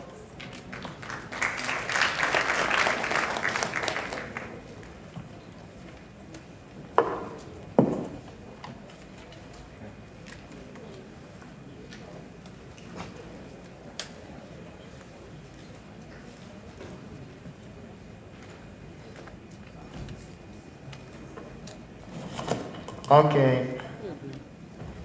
Women, put your hand together for yourself. Women, oh women. Hey, your answer now. Women, oh women. Yeah. I'm happy for you. You know what I noticed, but you're the Liberian women, eh? And women all over the world, especially for Liberian women. You're doing well, you're improving. You're clap for yourself. You all know what made me to know you're improving? Because a few times you all know how to season. When you taste the food that can come from in the kitchen, you can know that you're improving. The panelists were talking about challenges. I think you'll get challenged in the kitchen. You'll clap for yourself. But you know something? I led the way. We the men who feel that you're only that offer for you. But Allah, they get men cooking to ourselves, we can cook. So if for all of us, anyway you're moving from there, you're cleaning your right, I'm happy for you. Yeah. And she spoke about the way forward. What we can suggest, me my suggestion for you in it. We can cook our money. Wedding, you can see, we agree with that one. But you need to add more pepper. You need to add pepper. The pepper that are coming from in the kitchen, they say, soup, they're not pepperish. Not peppery. You know when you eat that cool pan butter with the case meat. This time you're getting cooked case meat, sir. Wow. Eh? Because what thing? They were supposed to ask me on that panel that time you're coming to do. But I thought, hello? Okay, guess what? You know, my heart happy. Yeah. Since the president has appointed me as Minister Popo, in your way now. Since the president appointed me as Minister Popo at the Ministry of Stupid Affairs, your listening will suddenly catch my heart. All the benefit has all come to me. Minister Tuesday wouldn't impact your day. Hello? But right, as a minister, I also have office. Hello? Thank you. See, the message agree with me. As a minister, I also get staff. And my staff will not be plenty. I just employ Kweseti, in your Marco, Georgia Butini will not plenty. Minister, you can handle it for us. We just sell. But he gave me office. He won't recognize my staff. I won't let him out forget. So, Mr. Minister, will take you. Please take all the information, Mr. Rennie. Please carry in the news.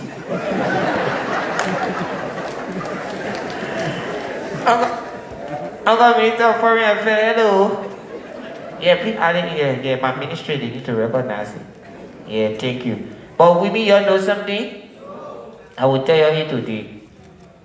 I get one suggestion for you. You know what been bringing problem between we and you? Eh? We the men of Liberia and you're the women of Liberia. You know what been bringing the problem between us? Like one simple thing. If you can just work on it, we'll get peace forever. You want to know the thing? I will tell you it. You decide you have meeting along with the general minister and other women there. You decide one hairstyle, only one hairstyle. What you use for 30 years, you're not teaching. Don't just be carrying a hairstyle. Oh, you just be carrying it. Because if you look at the children's school fee will get small. Some family get 5 children, some children get 10 children. And you see it? And you pay all the children's school fee. Then every 3 weeks, you won't change your hair. Why you can be heartless to all that? Hello? Today that women, you see what happened on the panel discussion just now? They put, I'm happy that since I've been coming to gender program, I'm first start to see women as serious expressing themselves, discussing the future of Liberia. They were discussing it. See me? And all our women, they know who are sorry for? Eh? And the deputy RG. Yeah, we're not easy to be police. We're not easy to be police. That woman can wear. That police can wear go. One time I was living witness, I was on Johnson Street Hill. How come people were coming down? They called them on inside that thing, loaded. That was one man called. The car was coming down the hill. I had the police inspector for traffic on the road and they was there. The car was coming down the hill. How the man look at the police concentration. He realized that kind of corrupt people not all in the city. And the man got to reading that police law, the man stayed on the road. And the man said, back. You see that? Then I remember, I said, oh, I remember police, we are doing well, and that's why the government resources. If our president like America see American police arresting, where with Joe Biden just take over, you look at what money they feed. I run my credit Joe Biden, would you?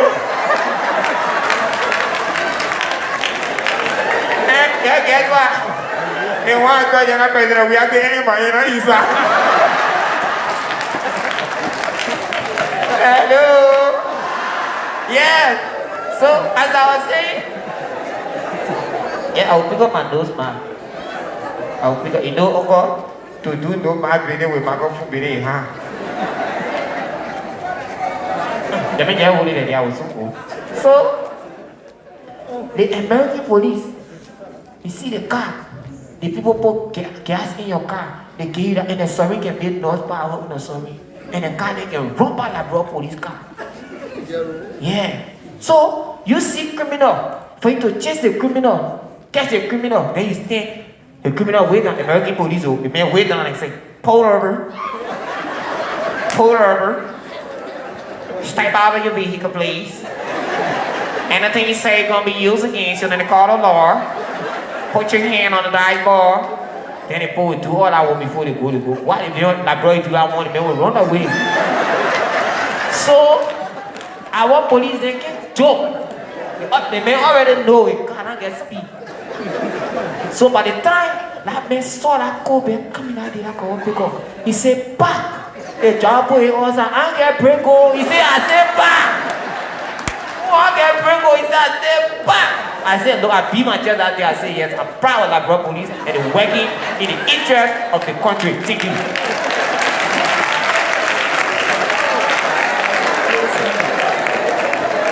And right now, we have interlude of music, and we're going to be calling two of Liberia finest artists for a musical performance and in praising of Butterfly and Nigga Z.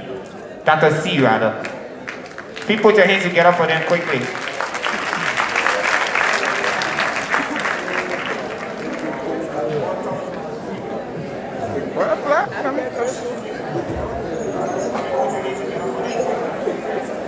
They're about to do a song with message. Keep clapping for them as they come, please.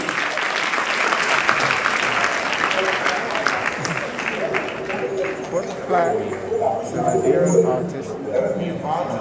She's been accompanied by another artist, Dr. C, to their musical platform. 1, 2, mic check. Put your hands together for yourself, ladies. Put your hands together for yourself. First of all, I must tell the Almighty God, thank you for bringing us safety to the wonderful and great program. And then I also love to say, long our beloved president, the president that made me to see my hometown since I was born. I celebrate history. Butterfly, talk to your people so we can get it going. Women, oh women. Women, oh women. I said that Butterfly. Let's stop fighting against women and children. I swear nothing. So let's love and respect our women in Liberia. Big respect to our president, Dr. George Weah. I want to say thank you to all for coming here today. So enjoy yourself. Yes, DJ, get busy.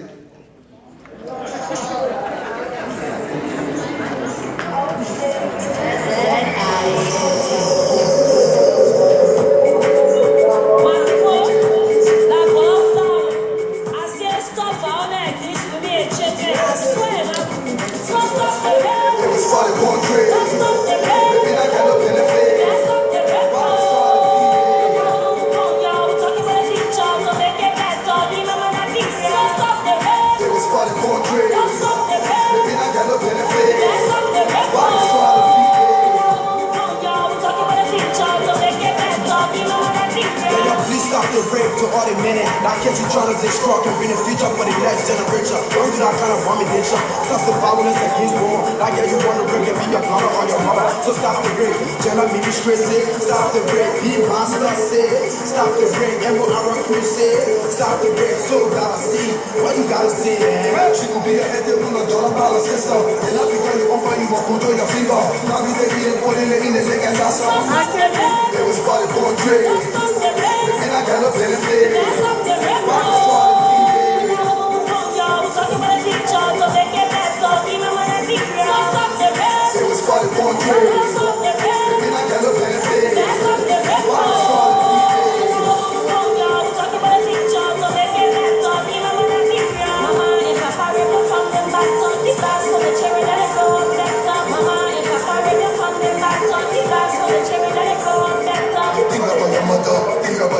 She's about to the wall, then you still walk out and get born with all the stress and peace. She's very true. There was nobody that can show her the way that I'm speaking the truth. So all that I met they want to do. Take their advice, don't ever make her cry. Beating hard, taking all her wanna try. Say if I want it against women, we got the scars. Don't stop the rain.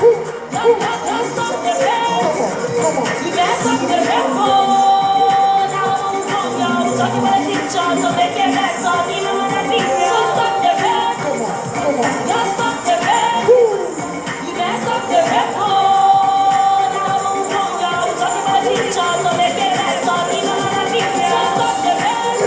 country. Baby, I get no benefit. Why they try to keep it?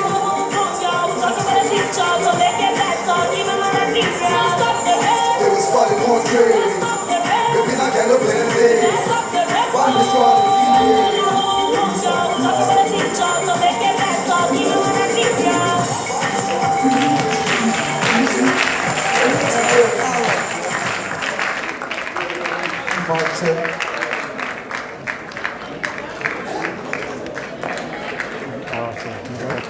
Thank you. Another hand for them, please.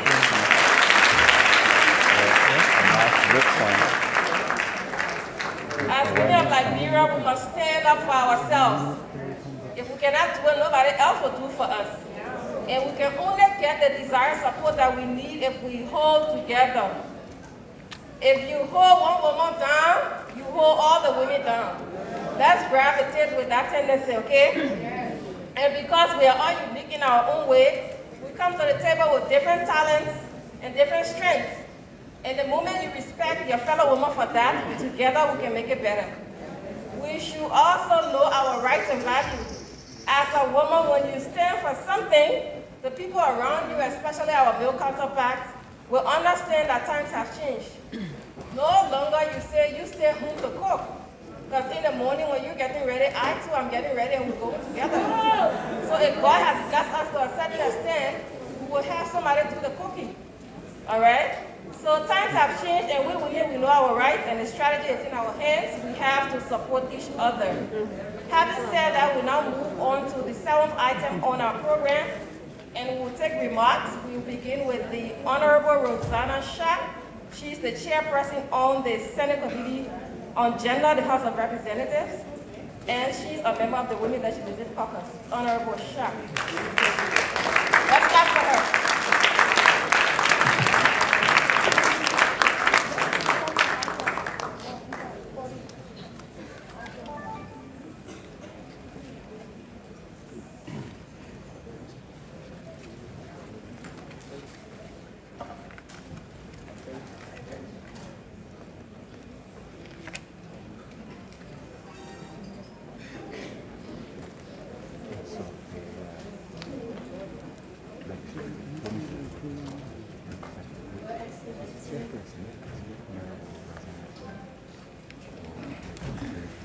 Excellency Dr. George Monrovia, President of the Republic of Liberia,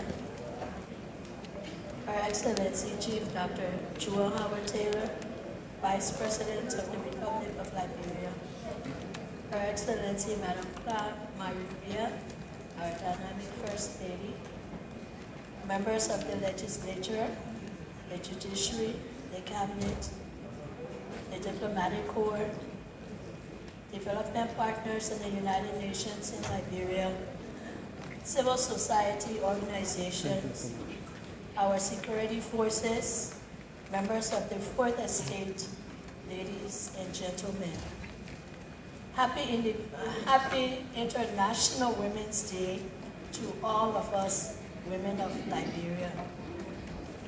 In line with the global theme this year, Women in Leadership, Achieving an Equal Future in the COVID-19 World. Liberia stands to have 7 counties represented in the legislature by women. The balanced 8 counties of our 15 counties still need to put forth women to be in the House of Representatives and in the Senate. 3 females in the legislature and the entire House Committee on Gender, Children, and Social Protection take a pledge. And this pledge is, we choose to challenge. We pledge to lobby with our male counterparts to make laws and review existing laws that create an enabling environment for equal opportunity for women to participate and to compete. We pledge to challenge that we promote women's economic empowerment across Liberia, leaving no one behind. I want to thank our President, President Dr. George Weah for placing women's economic empowerment on the priority list with the sum of $2 million for enhancing the strength of our market women across Liberia.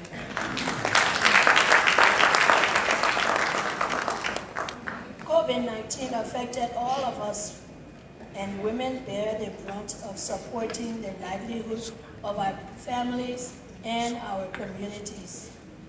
As you informed us recently, Mr. President, that road connectivity across Liberia is going to be a priority. We thank you for that as well, because he experienced the bad road condition that people in the southeastern part of Liberia face. And I'm sure he's going to see it when he goes to the north and the western parts of the country. Number 3, we pledge to ensure that we work with all sectors to protect women and children, and men as well, because sometimes women are aggressive too on our men when it comes to domestic violence. But we pledge that all forms of violence are stopped and that we provide much needed safe spaces for survivors to receive medical care, psychosocial support and rehabilitation, legal redress, and reintegration. We are exceptionally happy to hear that the long-awaited DNA testing will be done in Liberia. And we thank you again, Mr. President, and the donor community for making this happen for us, so that legal redress of rape cases can now be done with scientific evidence.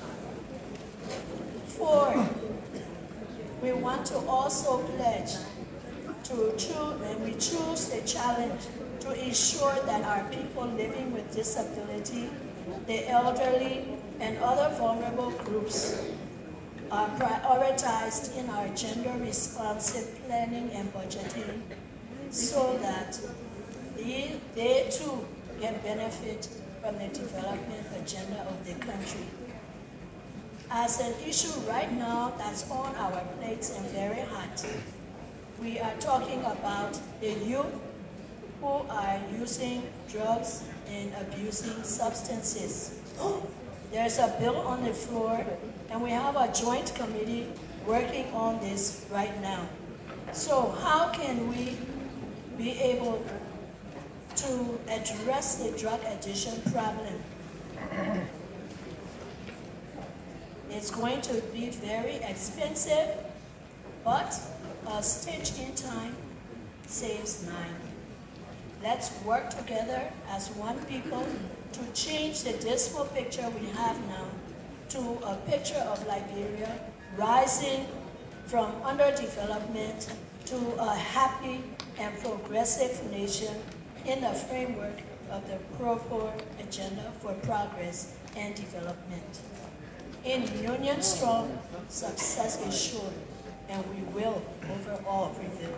Thank you.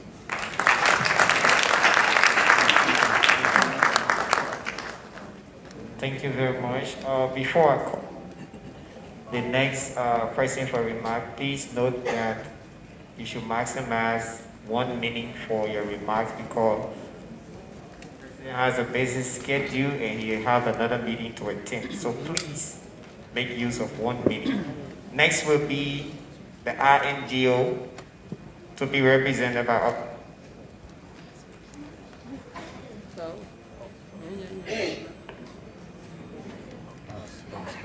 Hello, and allow me to stand on all existing protocols. I'm very pleased to represent Oxfam today. I don't know if I'm representing all INGOs, but I would like to stand here today and choose to challenge some of the negative stereotypes about women's leadership. Some of you know me, know I've been an ally to women of Liberia for a long time, and in working in our programs on women's leadership, on ending violence against women, we've come to see that there's a widespread denial by people in public and by people in power, a denial of the very real historical, material, and institutional barriers to women's leadership. Instead, they blame women themselves. We heard it here today. We have to stop blaming women for the oppression of women. We have to recognize that when we stand up and say, oh, but nobody's stopping the women, that's not true. It's not true. There are educational barriers, economic barriers, social and cultural barriers, ideological barriers, political barriers. There are even physical barriers, cases where men and other powerful people are quite literally stopping the women. They're stopping them from attending community meetings, stopping them from joining political associations and political parties. And as we've seen in the recent election, they are quite literally stopping them from campaigning. Violence against women in elections is perpetrated to stop women from competing. It sends the message that women, politics, that are not for you. Politics, that are not your area. To overcome all these barriers, it's imperative that temporary special measures, such as mandatory political party quotas, must be enacted. Women's representation in the national legislature has fallen from a high in 2006, 16%, to 14% in 2011, 12% in 2014, 11% in 2017, to less than 10% in 2020. My people, we're going in the wrong direction. So now it's imperative for democratic deepening in Liberia and for finding sustainable solutions to the complex development problems that Liberia faces today. Liberian women can lead, and they can lead differently. Liberian women have broken barriers at the highest levels. Now is the time to take bold action for women to lead at all levels. Thank you.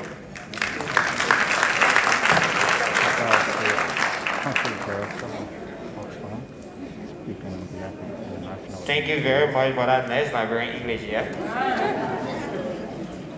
Next is Liberia National Rural Women's Sector to be represented by Kevin Mongo, President.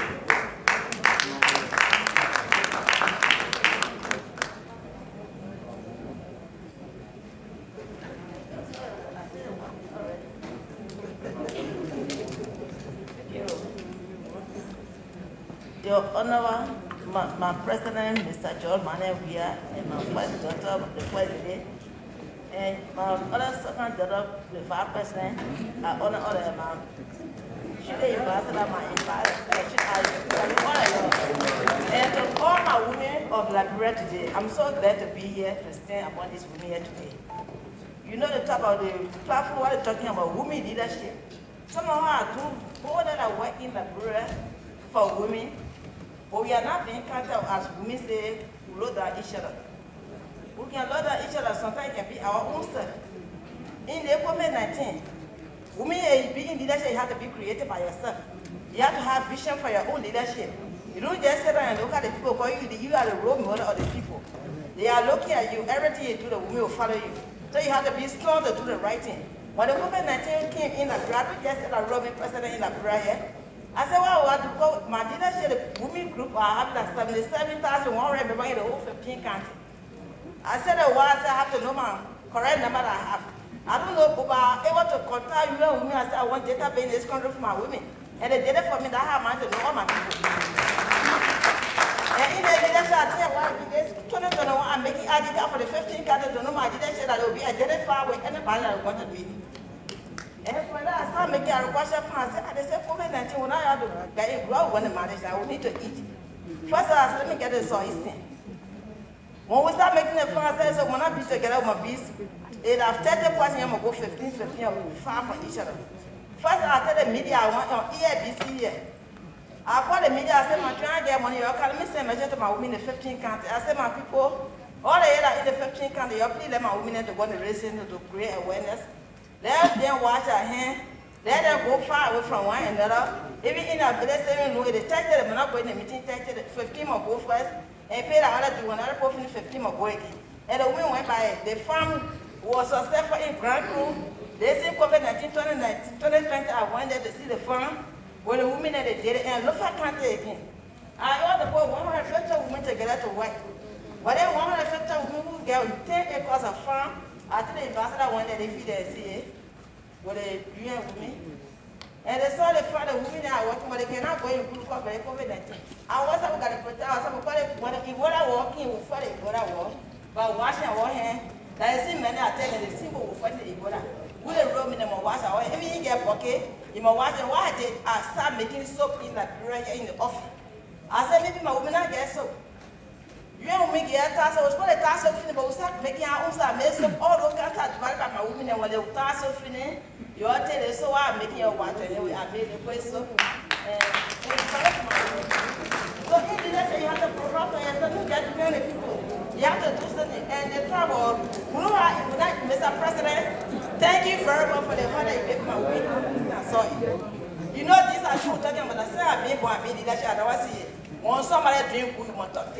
I want people. The women have been the right area in touch, leaking us. But it's working and change our life. I saw the ladies. Thank you, my son. I'm blessed for that. Thank you very much. Because those people that they think about them are women. Also, I want to also women in the townhouse. Once I'm breaking the body, I said they would have children. But the president want to change that. And you talk about giving you 2 million, Mr. President. Who tell you thank you for giving the Romeo 2 million? But my thing I want to ask is for you to please ask the finance minister or even the lawmaker, because this will empower women. Because we're talking about agriculture this morning. Please talk to the point to roll me in the budget. In the budget, we'll be able to buy all farming materials. So the other people, not every day, Mr. President will be paying people. Because now we pay for our own office 3,000. As we're standing, we still own the people. So we want to be in the budget, Mr. President. Instead of we cannot be in the budget, Mr. President. We want to be giving out 2 million or either in a quarter you be giving it to us so we can be on the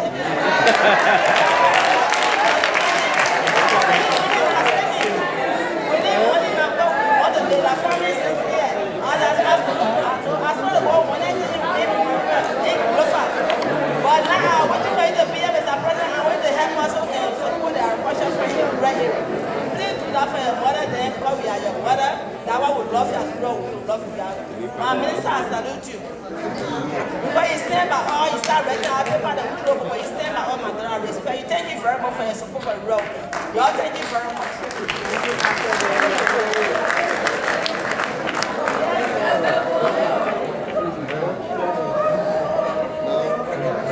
Thank you very much, Michael.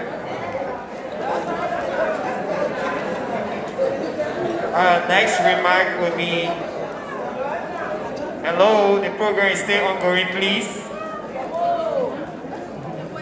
Next will be civil society, to be represented by Loretta Popokai, chairperson, chair.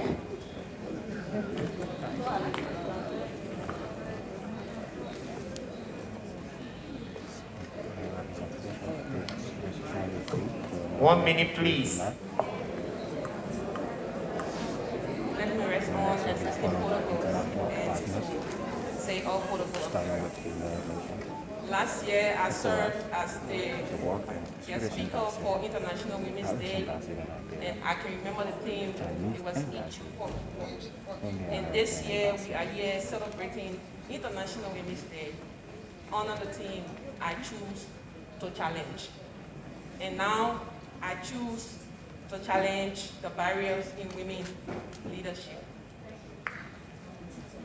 Amazing women, the strength of consciousness of the society, please accept my warmest greetings as Liberia and the Global Village celebrate International Women's Day. Today, we are to celebrate the achievements of women, raise awareness about women's equality, lobby for accelerated gender parity, and fundraise for women-focused support in order to challenge the barriers to women's leadership. In this hall, I want to recognize all women for and on behalf of the National Civil Society Council of Liberia for your courage, fortitude, and commitment in ensuring peace, harmony, equality, and integration of all citizens, irrespective of political, traditional, and social indifferences. Bravo to you, mothers. Bravo to you, sisters. It is fundamental and moral obligation of the Council to signal out the limited and unfriendly space created for women's political participation. If we are to choose to challenge the barriers in women leadership, we must speak to the few issues. Now, we call on the National Election Commission to provide information to the public. There's a lot of silence on why is the delay in certificating voter candidates. The delay is infringing on her rights, and we must hear from the National Election Commission. If we must choose the challenge, women must be represented. We had 20 women who were eligible out of the 118 candidates. And up to now, we only have one woman who has been certificated by the National Election Commission. Next, we need to hear from you. We call on the government, through the Ministry of Justice, Internal Affairs, to separate our sacred tradition from political processes. We witnessed that in Babalu, where you had a country devil coming outside to instill fear into our women. We use this manner to condemn that act, and we say stay away from political processes. We need a level, unrestricted, and secure political environment must be created and sustained for all Liberians. This is a constitutional and fundamental right entitled to all citizens. We also want to use this time to call on the 54th legislature to support the proposed electoral reform bill submitted by the National Election Commission, seeking concurrence on an amendment of Section 4.5 B and C to institute an enforceable 30% gender quota on candidate listings and the leadership of political parties and coalitions. The National Civil Society Council will continue to follow the electoral law reform process.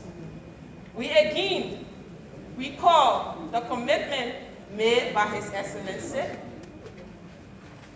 Dr. George Weah to ensure gender balance in political life and the PAPD's stated objective to increase political participation of women. We thank the President for his commitment as we can see increased women leadership. I also want to use this time to remind the Deputy Speaker of his commitment to support the gender parity bill. This rights and dignity of women is not subject for renegotiation. If we must choose to challenge, we must be consistent and very determined. Women, you are strong. Believe in yourselves. Stand up for each other. Never allow the intolerant nature of the society to break your courage. I love you all. The National Civil Society Council is open to work with you for and by you. Happy International Women's Day.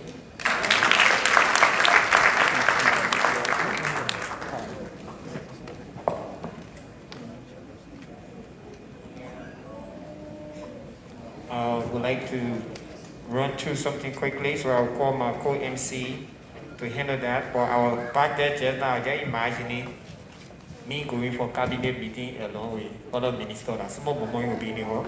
No, we can take this. All right, so all of us with the official program, you kindly turn to the back. We have other activities in commemoration of Identity 2021.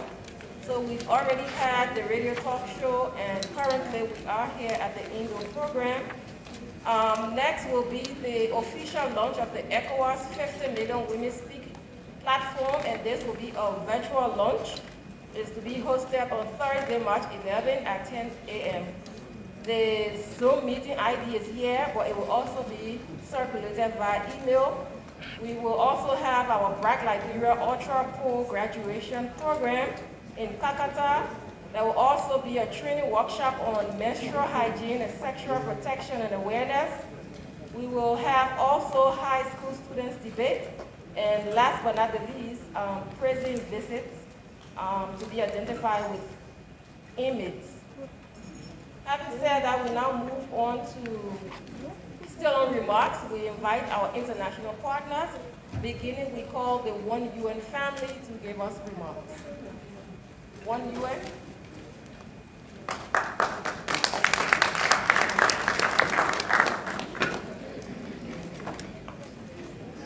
Your Excellency, the President of the Republic of Liberia, Dr. George Weah, and the First Lady, Ambassador Claire Mary Duncan Weah, Your Excellencies, the Vice President of Liberia, Chief Dr. Jewel Howard Taylor, Honourable Members of Parliament, Honourable Minister of Gender, Children and Social Protection, the Honourable Williametta Sadie Tarr, other Cabinet members here present, Your Honours, Your Excellencies, members of the Diplomatic Corps, partners, representatives of the UN, dear colleagues, dear friends, the media, colleagues online, and I hope that is the list. International Women's Day celebrates the tremendous efforts made by women and girls around the world in shaping a more equal future and recovery from COVID-19.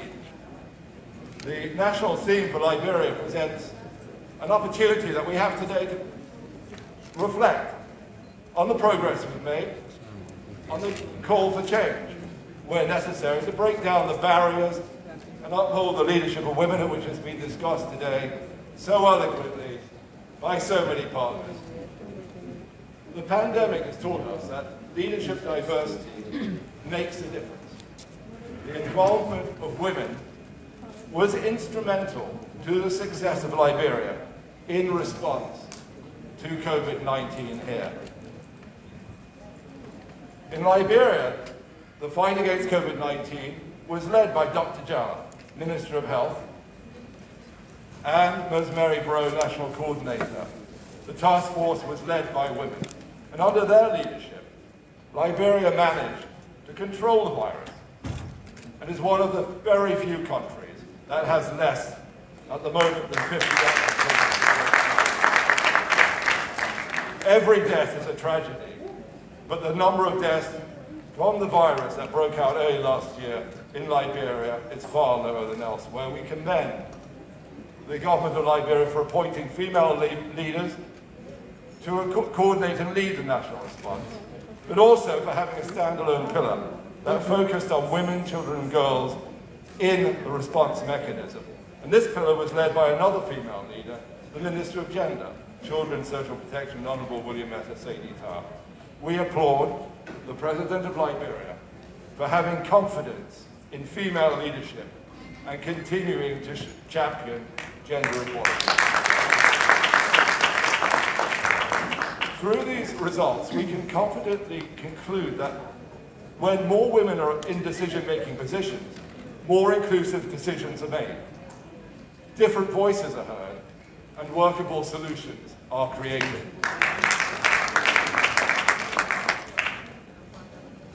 In Liberia, however, while we celebrate the achievements of female leadership, in COVID-19, as elsewhere, we are aware that significant challenges remain to us.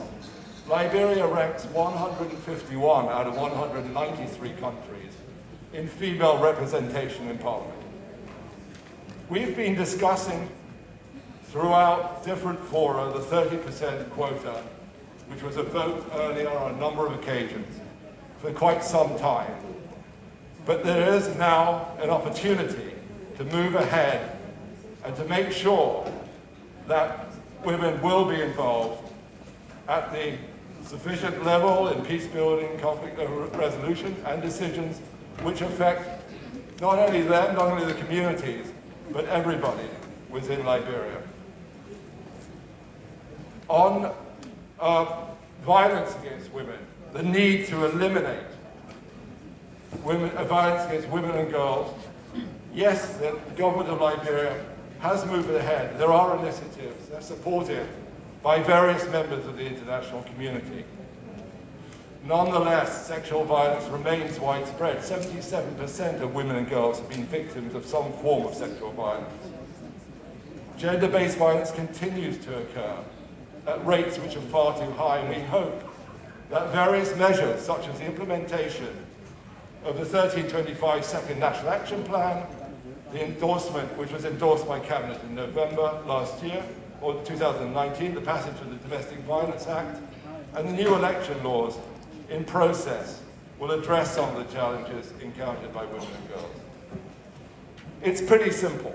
We cannot achieve sustainable development without gender equality and women empowerment. Mr. President, Excellencies, ladies and gentlemen, we're at a pivotal moment in women's rights. This has been crystal clear from interventions that we have heard today. On one side, we have women's empowerment at the heart of the agendas that we work so hard to push. And on the other hand, we have the decisions that we need to take to ensure that those agendas are actually implemented. May I conclude, Mr. President, Excellencies, by commending the efforts of the government of Liberia through the Ministry of Gender, Children and Social Protection, the civil society, women's movements for working tirelessly under your leadership towards achieving the level of gender equality that we now have. But let it be known and let it be realized, and let it be our challenge that gaps still remain. As we commemorate International Women's Day today, we call upon the government of Liberia and all other stakeholders to ensure equal participation of women in politics and decision making. And in this effort, I would like to reiterate the United Nations commitment to continue promoting gender equality and women's rights. Happy International Women's Day.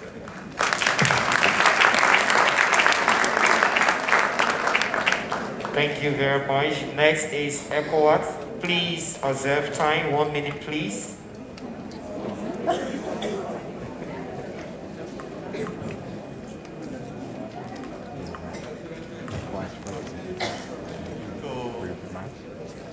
Rely upon the existing protocol for the purpose of saving time. Distinguished ladies and gentlemen, permit me to extend greetings and best wishes on behalf of the Office of the Special Representative of the President of ECOWAS in Liberia. It is pleasing for me to give this brief remark on this very important occasion as we celebrate yet another International Women's Day.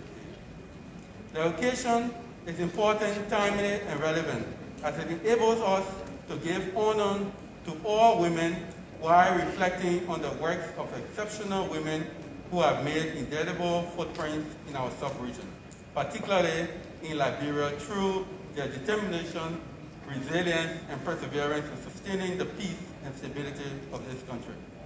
It is in recognition of the greatness of Liberian women that I am honored to see this equally great opportunity to convey to our dear women of Liberia the warm greetings of the Chair of the Authority of ECOWAS Head of State and the government and people of the West Africa, and as well as the President of the ECOWAS Commission on this unique and auspicious occasion commemorating International Women's Day. Distinguished ladies and gentlemen, this year's global theme, Women in Leadership, Achieving an Equal Future in the COVID-19 World, as well as the national theme, Women in Leadership, Breaking the Barriers in the manifestation of the COVID-19 war is unique and appropriate for the situation that we find ourselves in globally and as a nation. Specifically, the theme is germane to the prevailing challenges women face worldwide due to the devastating COVID-19 pandemic, as well as the ensuing harsh economic realities and numerous reported cases of gender-based violence which have accompanied it. Despite the numerous challenges faced by women globally, the world has witnessed how women have been resilient, demonstrating enormous willpower to prevail during difficult situations, while at the same time pushing for greater representation in all spheres of society. Women leadership and clear actions in this regard have always been exceptional, and we have countless examples of this even right here in our country, Liberia. Distinguished ladies and gentlemen, let me say here that ECOWAS is aware and concerned of the numerous barriers that limit women's participation, which is why the organization has accelerated its efforts through concrete instruments and mechanisms, such as a supplementary act on equality of rights between women and men for sustainable development in the ECOWAS region. This protocol was adopted at the 47th Ordinary Session of the ECOWAS Conference of Heads of States and Government as far back as 2015. Our Gender Center in Dakar has been the forerunner promoting gender equality and empowerment in the sub-region, and especially in Liberia through our different collaborations with the government of Liberia and other countries. One of such collaborations is the upcoming launch of the 50th Millennium Women Speak platform, which is scheduled to hold on 11 March 2021. Distinguished ladies and gentlemen, before I conclude, I would like to seize this opportunity to congratulate Madam Igusi Okuchu Iguala for her exceptional exemplary leadership role, which has culminated into her being the first Black African and West African to hold the position of head of the World Trade Organization. This fight was not without the exceptional backing and consistent push from African women, local and international, to seal that position. And so, we are also aware of the role played by some influential Liberian women in making this to happen, which needs to be noted as significant for Liberia. I would like to therefore use this opportunity to recognize and commend the African women for their solidarity and for being resilient when and where it matters.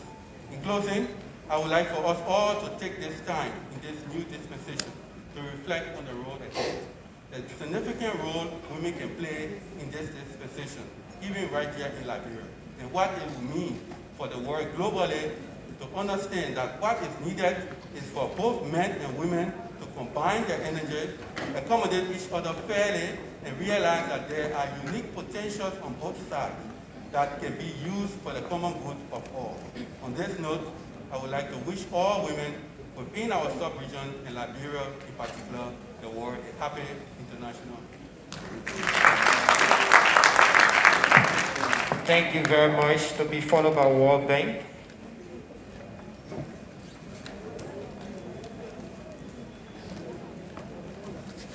Any representative from World Bank? If not, we move on to the Swedish Embassy.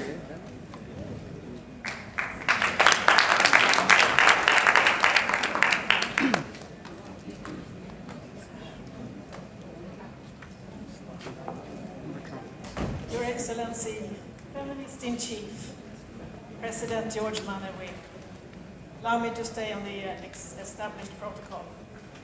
May I quote Minister Piso? Magnificent, majestic, fantastic, resilient, hardworking, great Liberian women. I salute you. I will stay on message. You know what I want to say. I say the same thing every 8th March. I represent the feminist foreign policy. It's based on the 3 R's. Representation, rights, and resources. And the 4th is, of course, reality. So, a few words about these. Mr. President, ensure that women have a seat at the table. Members of the House, adopt the law. I don't need to dwell on the details, you already heard them. Mr. President, protect the rights and the security of women. You've done a fantastic job on STBB. We salute you for the National Conference and for the action plan, and we will continue to support its implementation. It is truly important for the women in your country. And under that heading, may I also remind the House to adopt the revised public health law.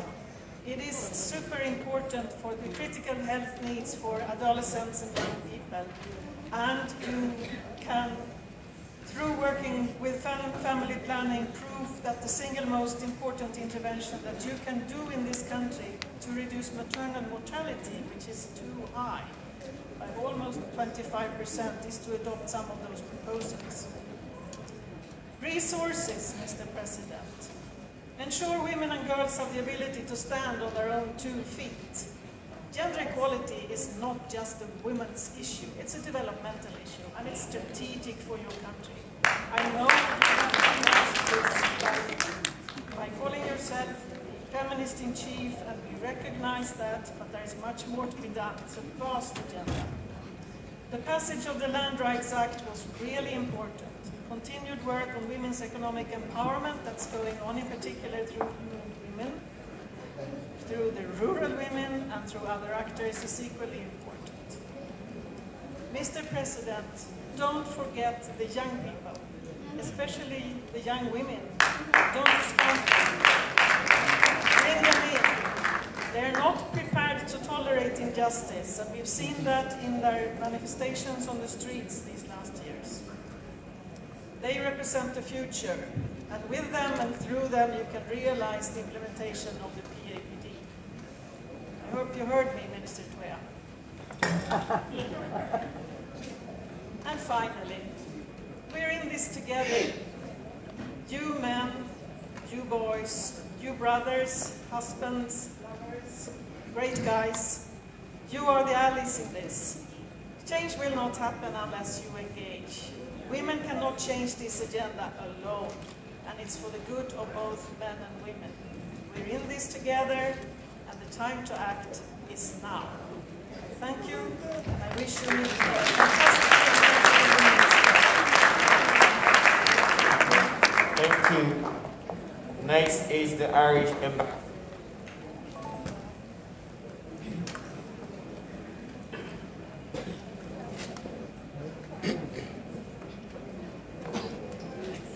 Please allow me to stand on existing protocol.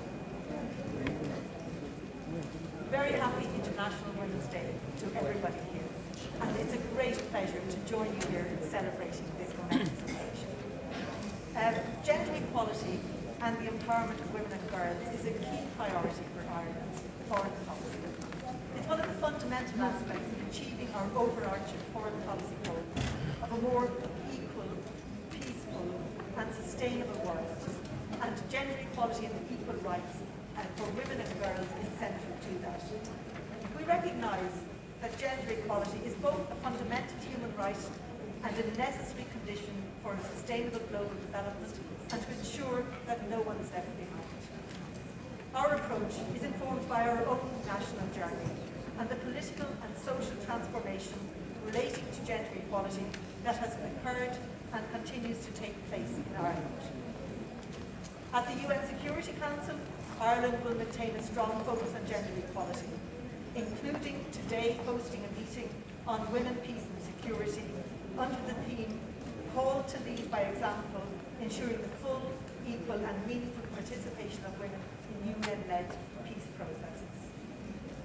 In the COVID pandemic scenario, we have seen that it has disproportionately impacted women and girls in a number of ways, including adverse effects, as we know, on health, education, livelihood, food security and nutrition, and as we've seen here in Liberia, the increased exposure to gender-based violence. The pandemic has shone a stark light on the underlying structural inequalities that affect women and girls in all of our societies.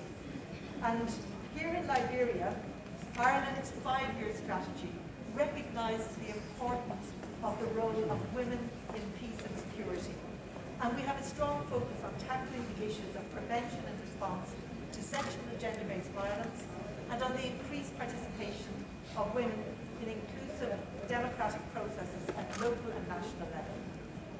During lockdown for COVID-19, as was pointed out in the accounts earlier on, there were increases in the reporting on sexual and gender-based violence and on specifically domestic violence.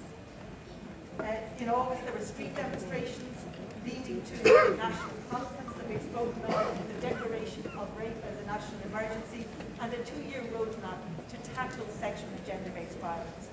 And we want to walk that road with you, and we want to make progress on this. So while COVID-19 has increased the burden of sexual and gender-based violence for the most vulnerable, it has also shone a spotlight on these issues. And Ireland will continue to provide support for tackling SGBV, both in terms of improving response and services, but also in terms of prevention, which is the real long-term challenge, as was reflected earlier by our Minister of Gender.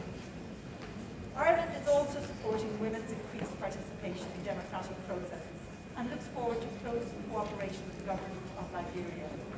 As we reflect on the barriers to participation by women in the recent midterm senatorial elections, we look forward to working to support women to engage in the electoral process over the coming years leading up to elections in the future. In Ireland, in our experience, we put in place an electoral act in 2012, and this electoral act introduced gender quotas for national politics, and the quotas were to increase incrementally from 30% to 40%. And what did we see as a result of this? We have seen that we now have elected the highest number of women to date in our parliament. The number is not where it needs to be, but it has helped us to make progress. So today, on International Women's Day, I would just like to end with a quote from our first female president in Ireland, Mary Robinson, who said, "I was elected by the women of Ireland, who instead of rocking the cradle, rocked the boat." On that note, I wish you all a very happy International Women's Day.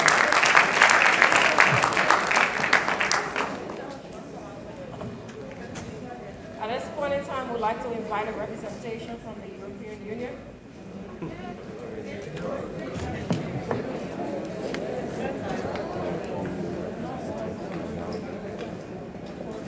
Your Excellency, the President of the Republic of Liberia, Madame the First Lady of Liberia, all protocol observed. Superman, Spider-Man, Captain America, all men, all superheroes. But today, we celebrate another kind of superhero, the superheroine, women in leadership.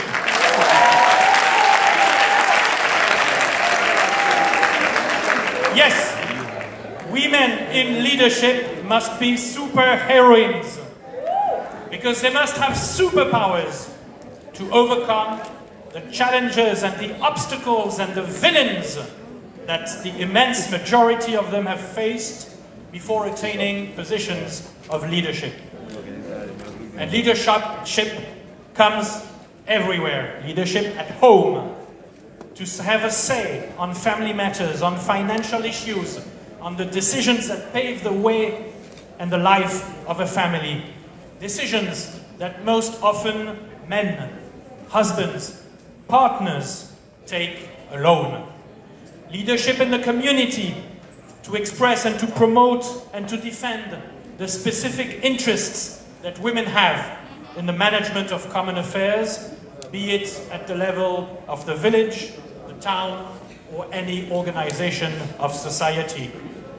Leadership in business, because entrepreneurship is not only a male quality, because earning a living is not a male-only endeavor, and because leading a workforce and promoting money-making ideas and dealing with clients and suppliers and banks and the taxpayer is not a male-only responsibility.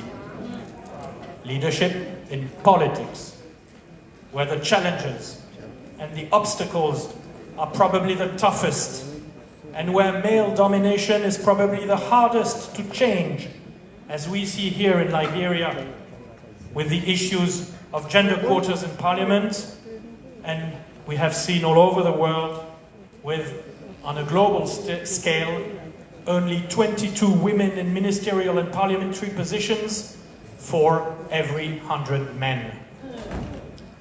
Superheroines you must be, ladies, in the room, in leadership positions, with your own superpowers.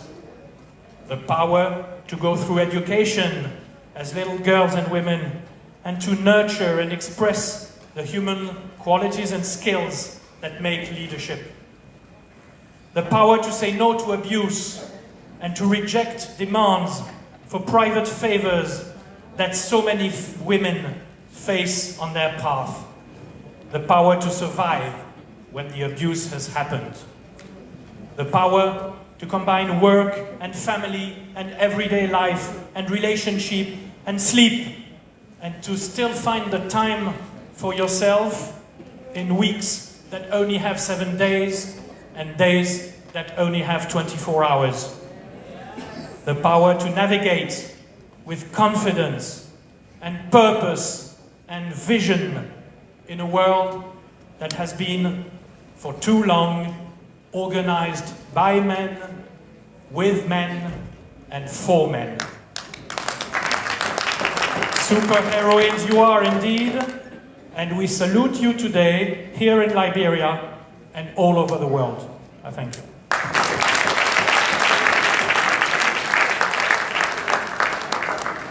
Thank you very much. Next will be the Chinese ambassador.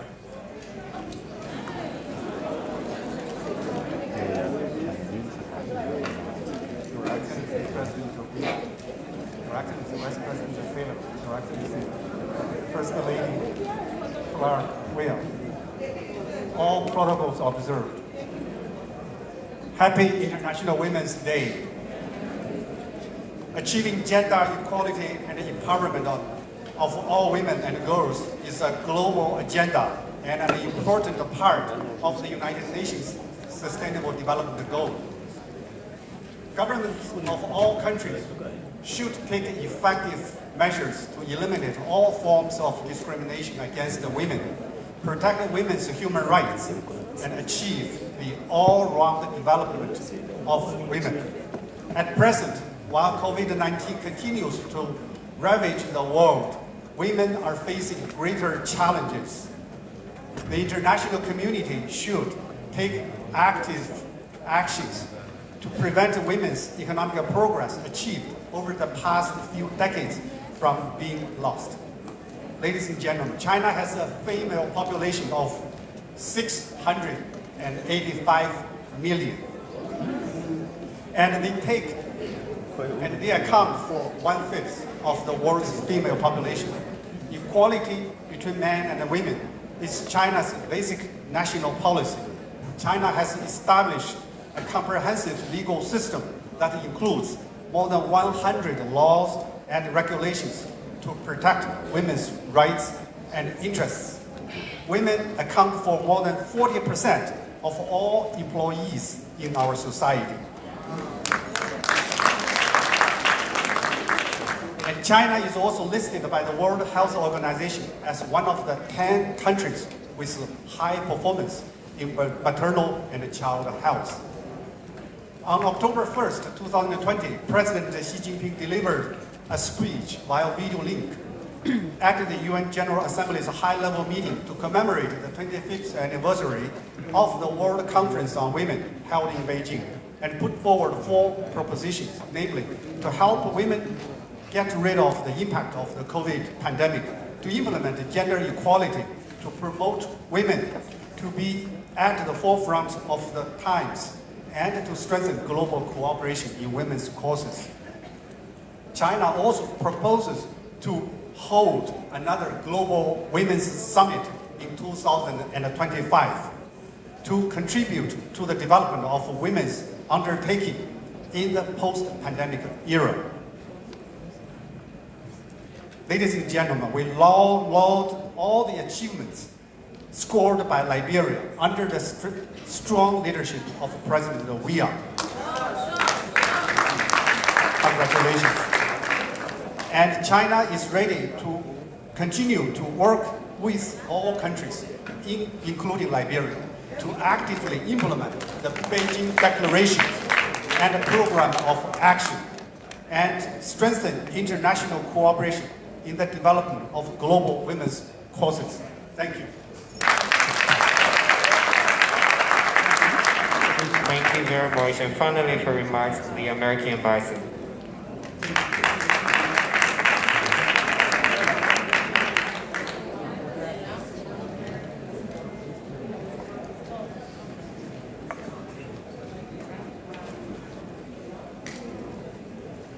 Your Excellency, President Weah, with your permission, I'll continue on existing protocols. Ladies and gentlemen, I am delighted to be here today for International Women's Day, not just as the ambassador from the United States, but also as the proud father of a woman with a degree in engineering.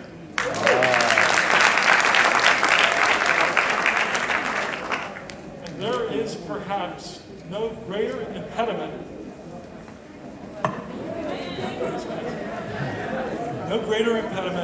to achieving gender equity than the deeply rooted cultural norms and practices that favor the education of men and boys over the education of girls and women. The facts and figures tell us what we stand to gain when we give women and girls equal access to education.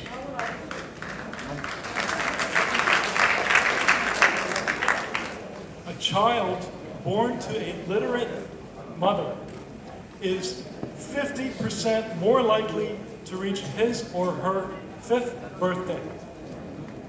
Women with some education enjoy increased agricultural productivity and income than their uneducated counterparts, and they are less likely to be victims of sexual and gender-based violence.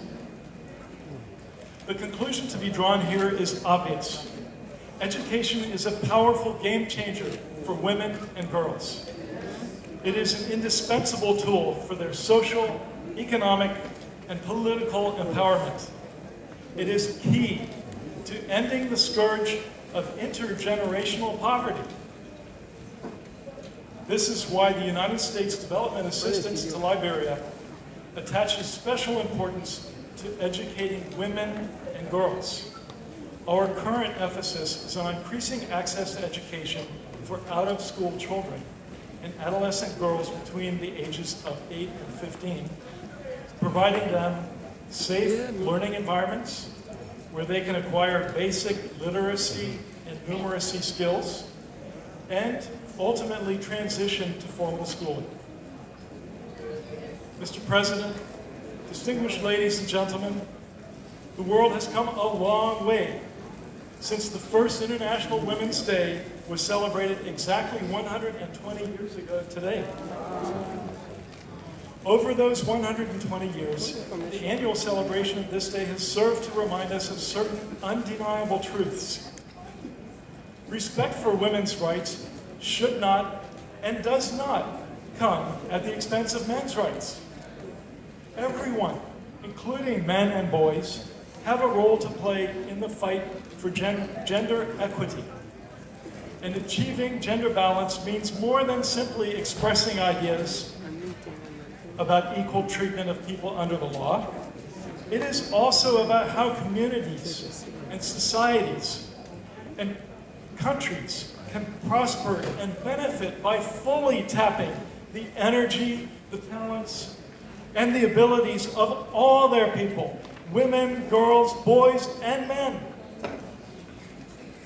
As we celebrate International Women's Day today, let us therefore recommit ourselves to doing all we can to give Liberian women and girls equal access to the rights and privileges enjoyed by men and boys. To unlock doors to opportunities that have been shut to them for so long, and to draw on their immense abilities and resources so that they are active players in Liberia's journey to self-reliance. And rest assured that as we work together to do so, You can count on the continued support of the United States. Thank you very much.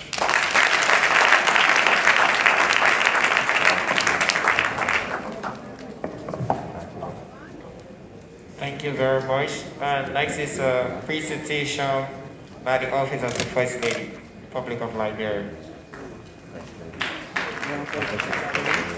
We'll invite our platform guest to go front for the presentation. President and the Vice President.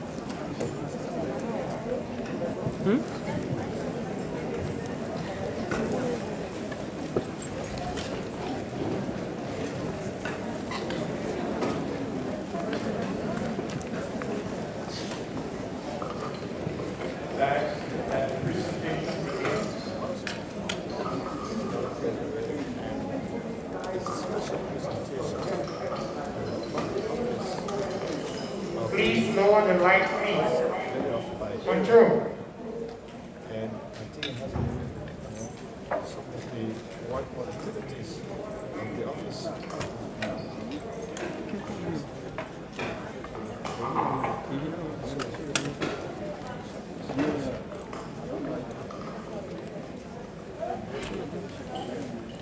Show you.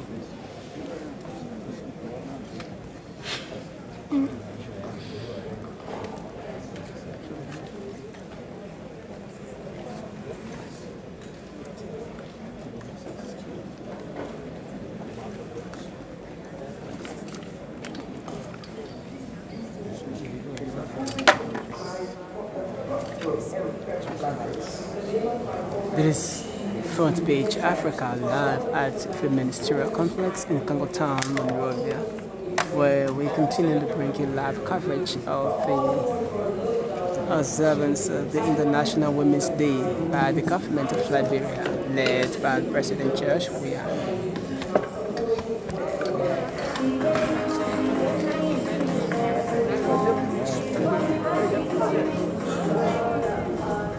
The advancement of women and girls in every aspect of life is the top priority for everyone.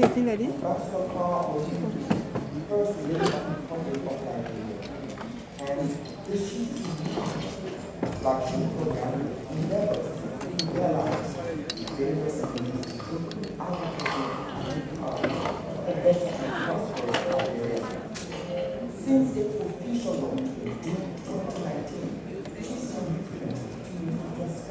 countless lives, inspiring and inviting hope of women and girls across Liberia to become whoever they want to be. Key to women and girls empowerment is massive awareness and sensitization to change the steps against them, ensure the promotion and protection of their human rights and their ability of equal opportunities. This is be at the center of Nigeria's advocacy.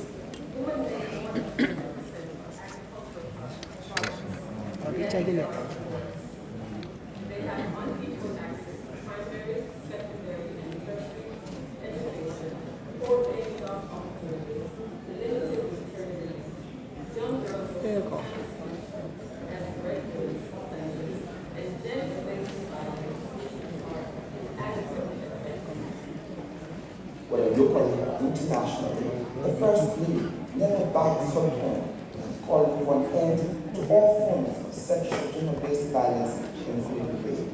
Instead of us galvanizing our effort on mitigating the pandemic, we are here to find a solution to another crisis, rape. The word rape pricks my heart as a mother and a female.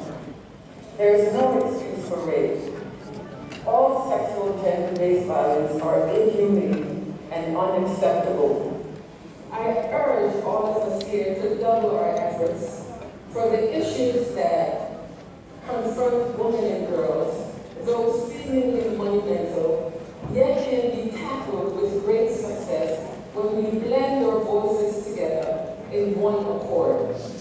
Women must not allow their space, life, and destiny to be defined by others. We must see the empowerment of women as a crucial aspect of healthy and prosperous societies, and where possible, advance legislation to build a bridge to eliminate the gap that currently exists with respect to gender disparity. Mistress Weah also stands out in helping to empower women and girls at various levels of society. Among many of her empowerment interventions are the facilitation of a month-long training for 30 Liberian girls in China recently. I want to thank the president very sincerely. What she has done for very so I want to let us be thankful on behalf of myself and my family.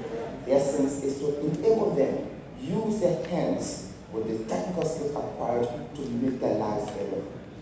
She's also providing several scholarships to young Liberian ladies and young men who are pursuing their secondary, undergraduate degree and other levels of education. The Liberian First Lady is also partnering with the Merit Foundation in various ways, including the training of Liberian doctors and medical practitioners to effectively address infertility, diabetes, and cancer, among other non-communicable diseases affecting women. In addition to that, Mrs. Weah has also constructed a modern vocational training center for the Army Wives Association of Liberia. That facility will help to mold the minds and train the hands of hundreds of young ladies in the barracks and in the community in Monrovia County. The First Lady, our mother of the nation, is a humanitarian whose purpose in life is to bless as many people as God has blessed her.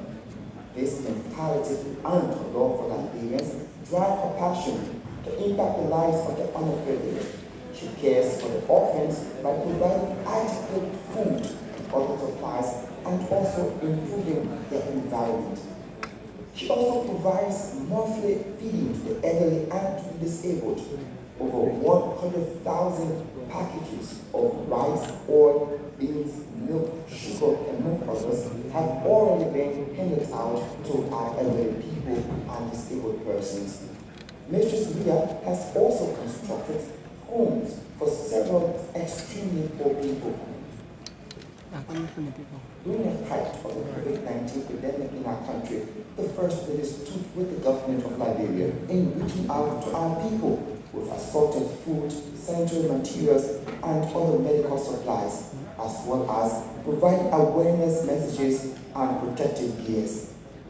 As the world over celebrates women's achievements today on International Women's Day 2021, the First Lady expresses profound gratitude to women in Liberia and across the world. I love you guys, and I can say it with an open eye. I love you guys, and I hope that we can work together to make Liberia great. The First Lady thanks all women for their immense contributions to the growth and development of our country, Liberia, and the rest of the world. Her Excellency, the First Lady, joins women around the world on the theme Choose to Challenge in calling for more efforts to end gender-based violence and promote gender equality.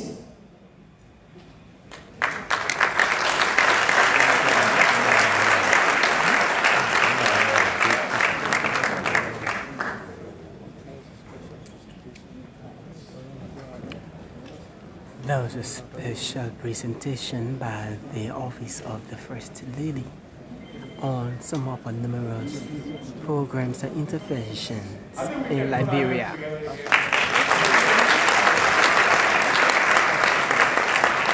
So much to invite our platform guests back on stage as we prepare for the special remarks of His Excellency.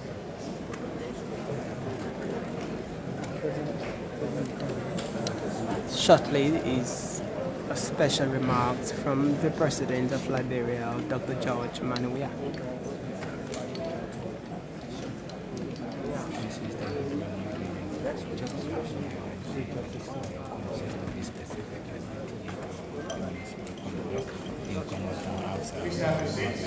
You just witnessed the presentation from the First Lady of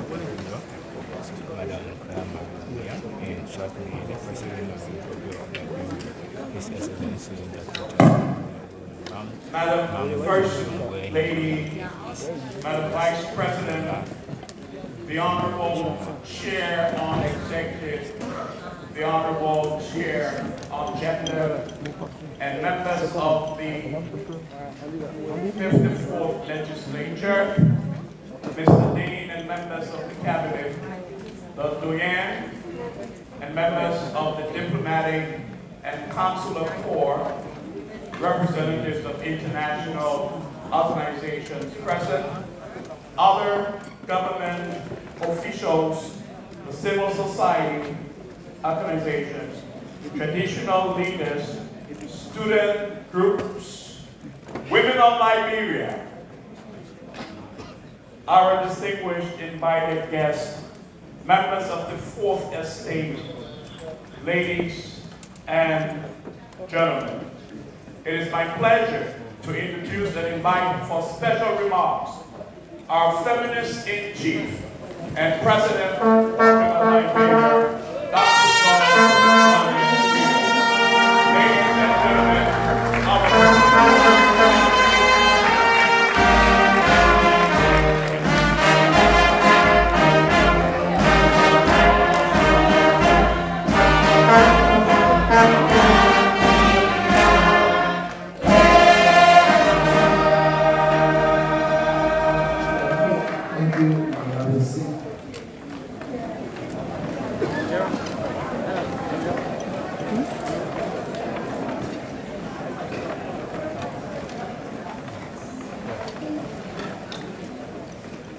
Distinguished ladies and gentlemen, please join me for a minute of silence for all the women we lost throughout this world.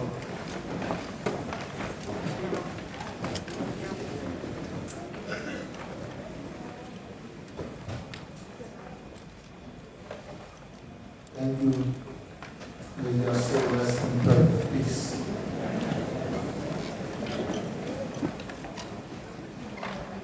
Madam Weah,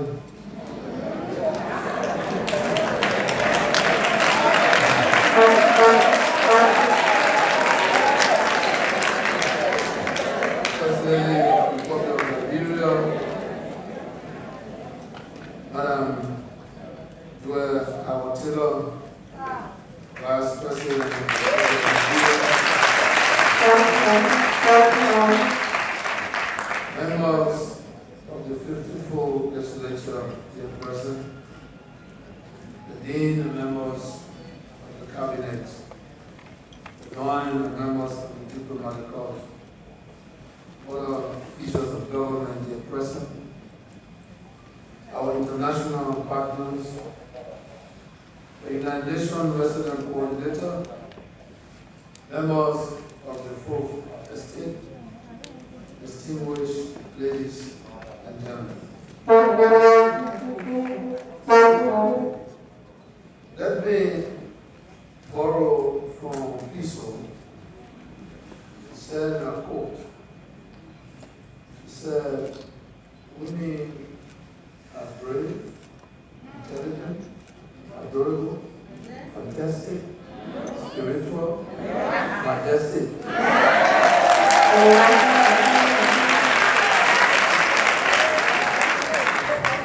So I just want to add another one, fabulous.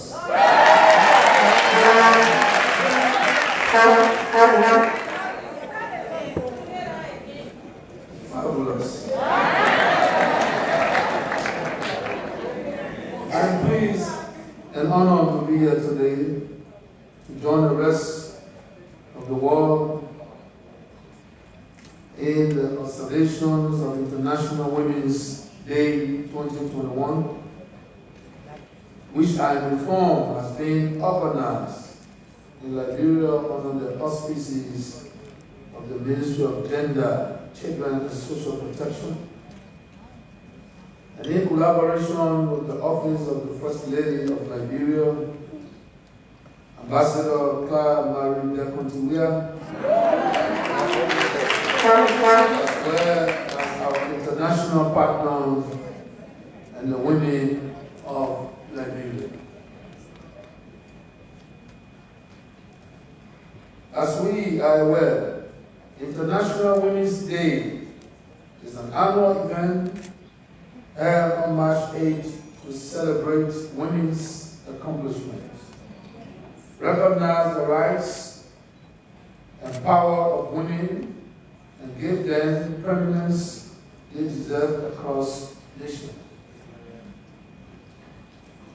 This day also gave us the opportunity to celebrate women who have made history, who continue to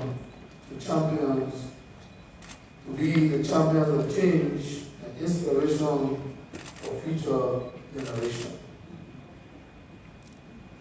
This year, it has been observed on the global theme, Women in Leadership, Achieving an Equal Future in the COVID-19 world. And on the national theme, Women in Leadership, Breaking Down Barriers in the Dispensation of the COVID-19 world. Distinguished ladies and gentlemen, as a country, we remain thankful and appreciative to our women for their resilience and commitment in their various tasks and duties as leaders in both public and private spaces, and even in their homes.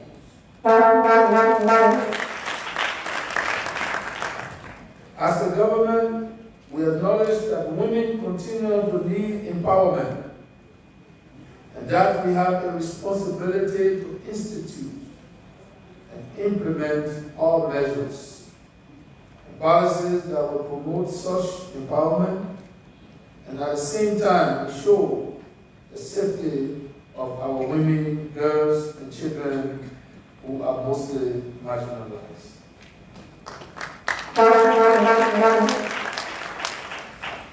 As Commander-in-Chief of Liberia, I will continue to exert all efforts to directly address the challenges faced by women of Liberia. As A.D. Anderson, the Australian activist, has said, and I quote, "Feminism isn't about making women stronger. Women are already strong.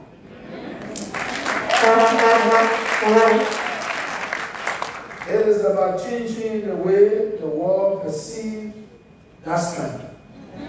Unquote.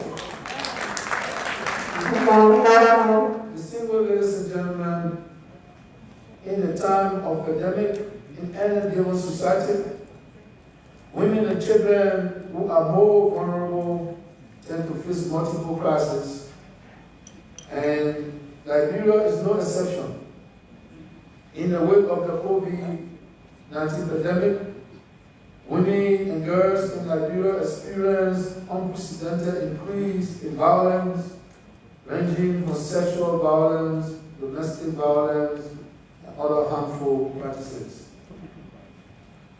During the imposition of health and safety measures by the health authorities to try and contain the virus, such as lockdowns, the closure of schools, the family home,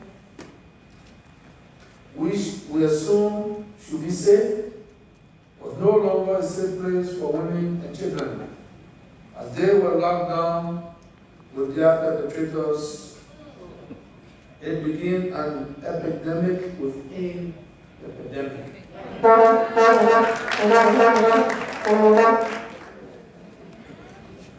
This higher incidence of sexual and gender-based violence was intolerable and unacceptable to my government. Under the leadership of our Minister of Health, the Minister of Gender, Children and Social Protection, both females, together with other key cabinet ministers, meetings were held last year to find a more robust and effective way of tackling this menace. As you may recall, I then established an anti-sexual and gender-based violence task force and hosted a conference on sexual and gender-based violence aimed at highlighting the national roadmap on rape and other forms of sexual and gender-based violence. The work of the task force led to the development of the Government of Liberia Department Anti-Sexual Gender-Based Violence Roadmap 2020-2022. The roadmap was subsequently endorsed by the Cabinet, and implementation is currently ongoing. Distinguished ladies and gentlemen, it was determined that one of the measures to tackle the scourge of rape was the acquisition of the DNA testing machine. This was because the lack of a definite way to establish proof of the crime of rape allowed a lot of perpetrators to go free. Hence, honor my declaration of rape as a national emergency. The Minister of Finance was mandated to provide funding for the immediate purchase of the DNA machine.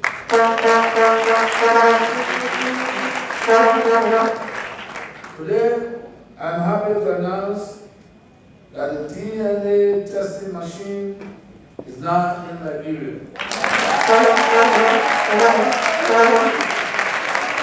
This is a great step forward in bringing relief and justice to survivors of sexual and gender-based violence, as well as to the alleged perpetrators.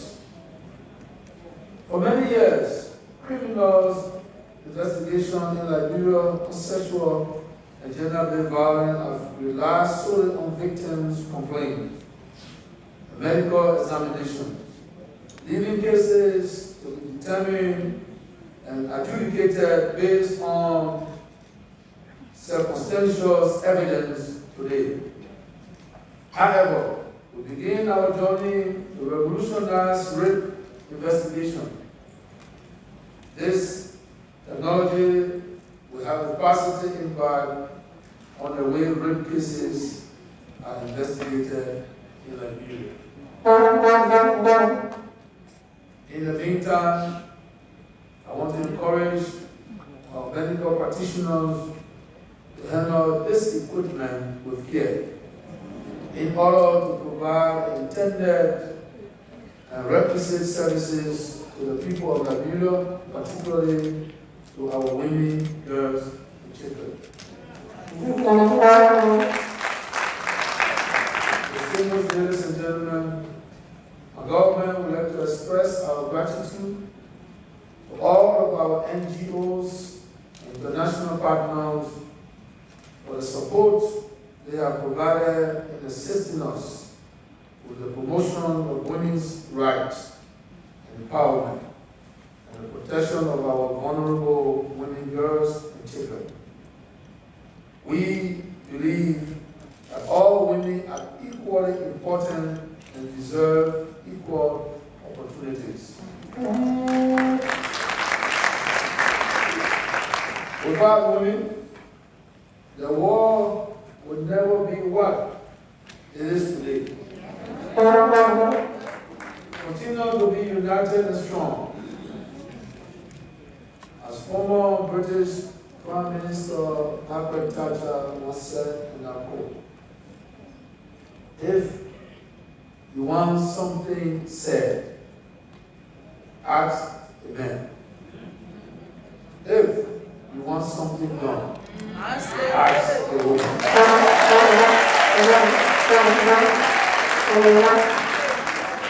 Long live the women of Liberia. Long live the women of the world. Happy International Women's Day.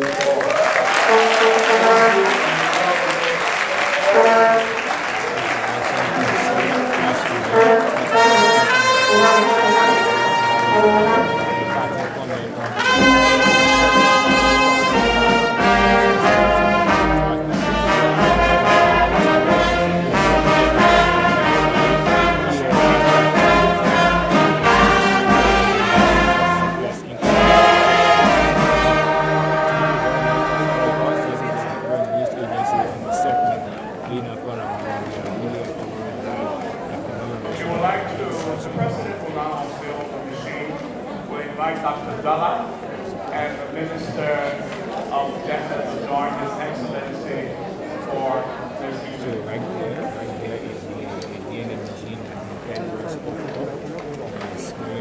All right, international community, please come up. President wants you to join in. Vice President, First Lady, let's just join His Excellency.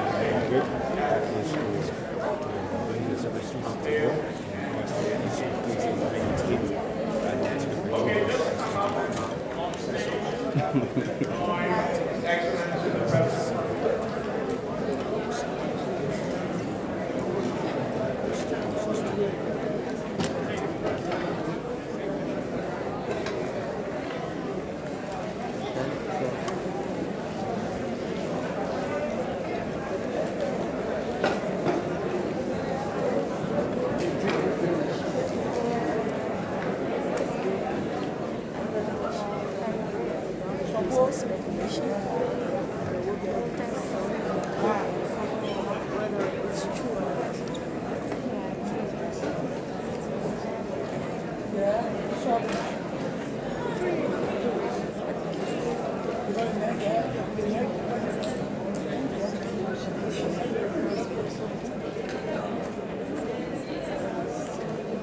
The government of Liberia, headed by President George Weah, flanked by the Vice President,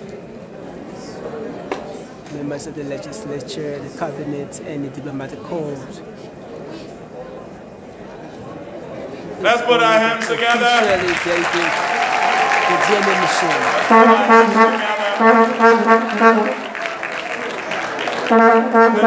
Let's continue to clap. I think this is historic. It's historic.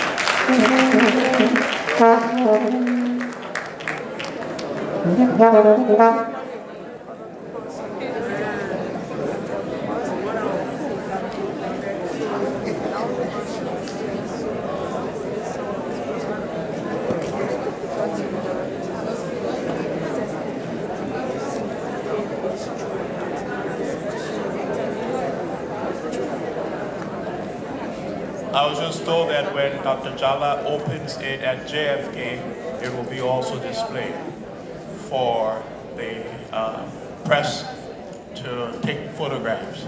Thank you. Thank you, Mr. President.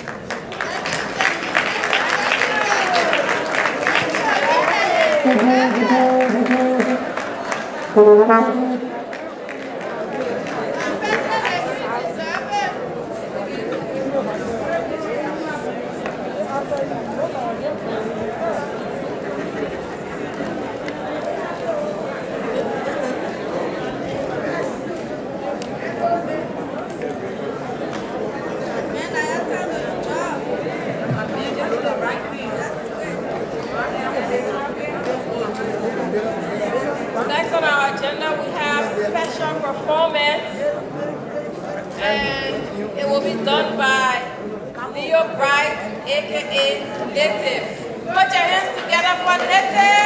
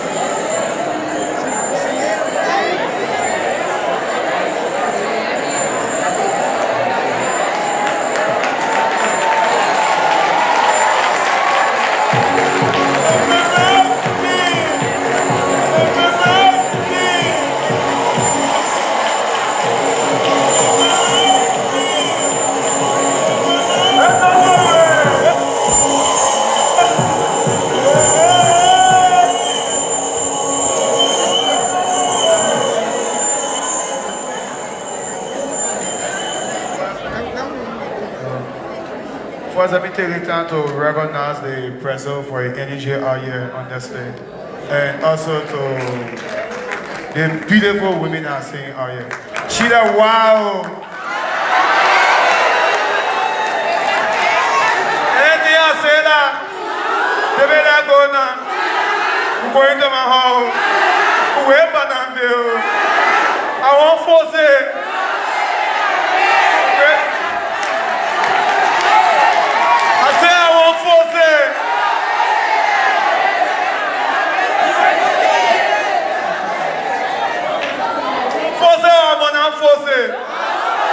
I will not, if I want to force it, I will go to jail. You will not be happy for it, so I will not force it.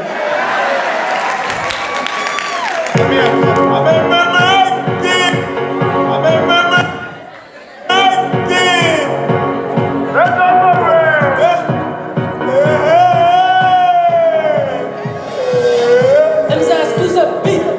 I will not die. It's about to be dead.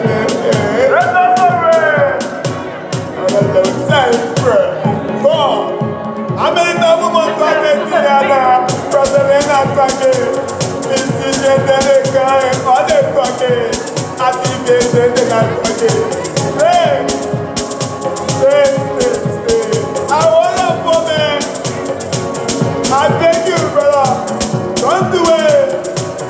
I want to go, that's not baby. We're not ready. People that protesting are. Let's not worry. That's not our land. We may help you, to help you. Let's not worry. Oh yeah. Here, we were cool. We saw that joy. Everything. I am enjoying her. She agreed. Here, we saw everything on the phone. They went out school. She agreed for us to operate. She came on the grave. She was the representative. Then I go back to her. I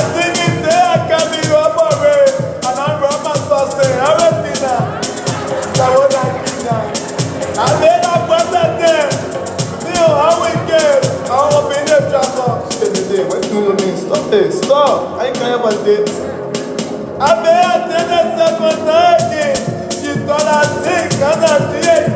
I said, baby, that papa right now, you know who now your phone. She said, no, I ain't coming for you. Stop. I don't have sense. Stop, please. I may have done a data. She started shouting. Hey! Shut. I want one. Well, that's what I did. After my feeling operating for that small time job, they are going some issue. And I 1 year, 2 years, that for 1 year I'm going down. I will not say that they ain't going to show me a character when I operate. Hey! Well, they are operate. I said, not sorry. I'm going to. But the college, man, because the problem. Say you love me, you don't force me. I said, man, sorry now. Sorry. In the room. Sorry. They say they get me up now. Can't get me up. I don't know I'm alone. But I cannot even. I said, man, I can't do that way. I can't do it. For them. Respect woman. Respect the people, man. How is it? Mama get there, Papa get there. He has said you know. Don't want that woman. Even say when you are married, what you say? Lord knows me know. Allah wants to have a people. Let us pray. That's all that we need. We may have you.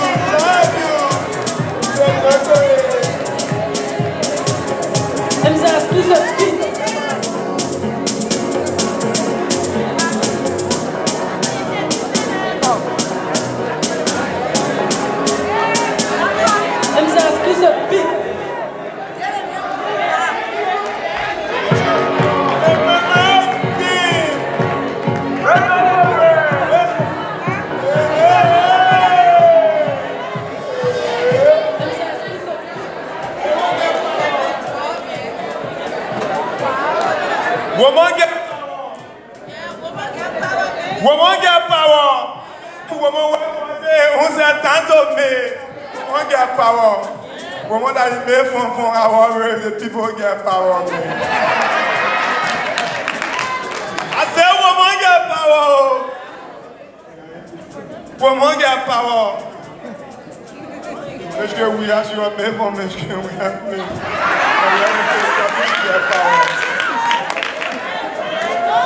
I know where I came in country. Where you get hate, they just feeling me.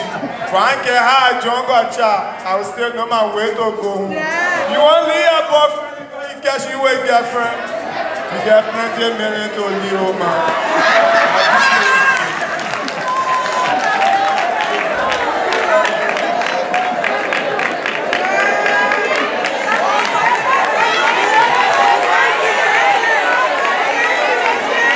Thank you very much for that splendid performance by Native.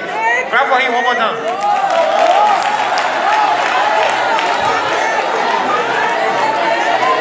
And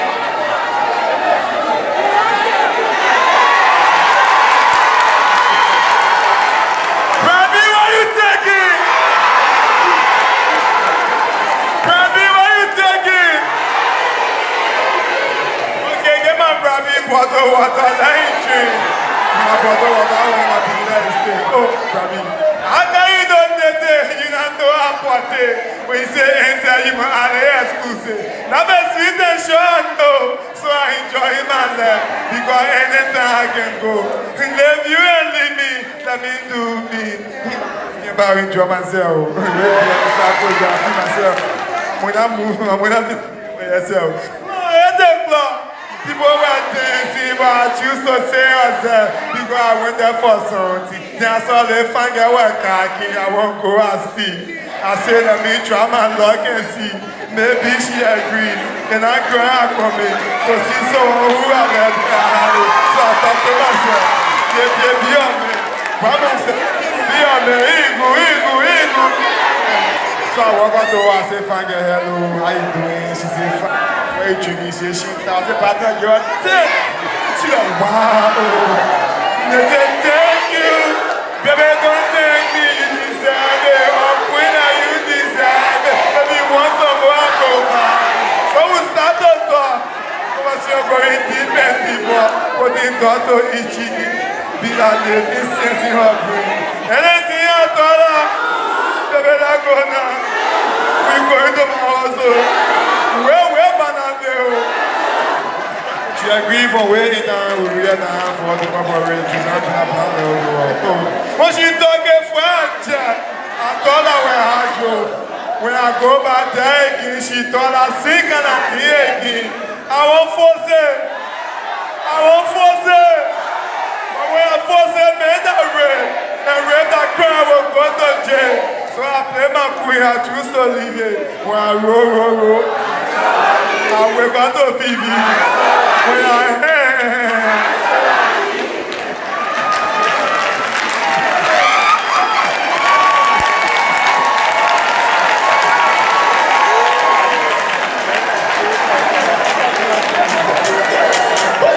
Thank you, DJ.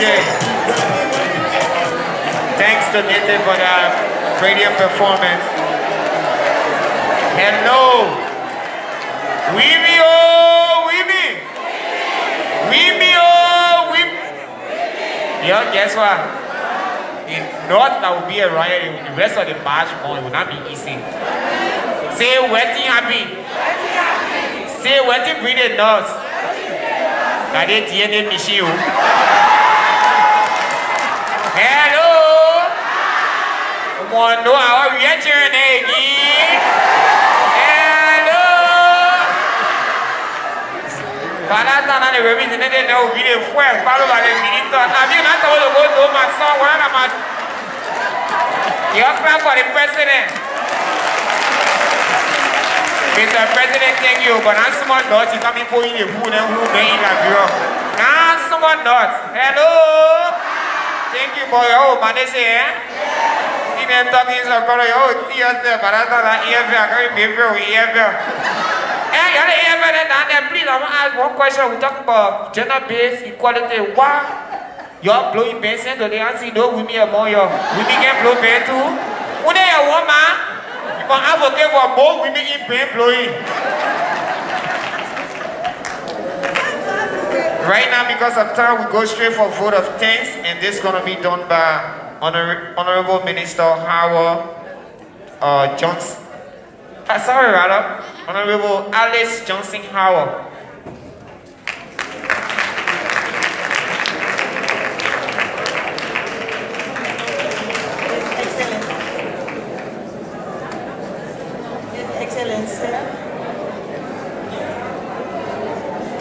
Dr. George Monrovia, on behalf of the Ministry of Gender, please allow them to stand on existing protocols. On behalf of the Ministry of Gender, Children and Social Protection, we want to express our heartfelt thanks to all of you for being here today.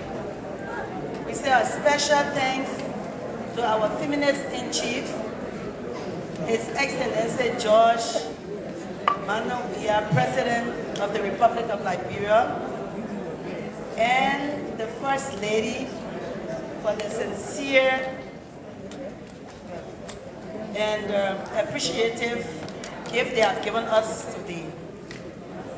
We want to say thanks to the President for the provision of the DNA machine that will help the legal redress and ease identification of perpetrator of rape in our country.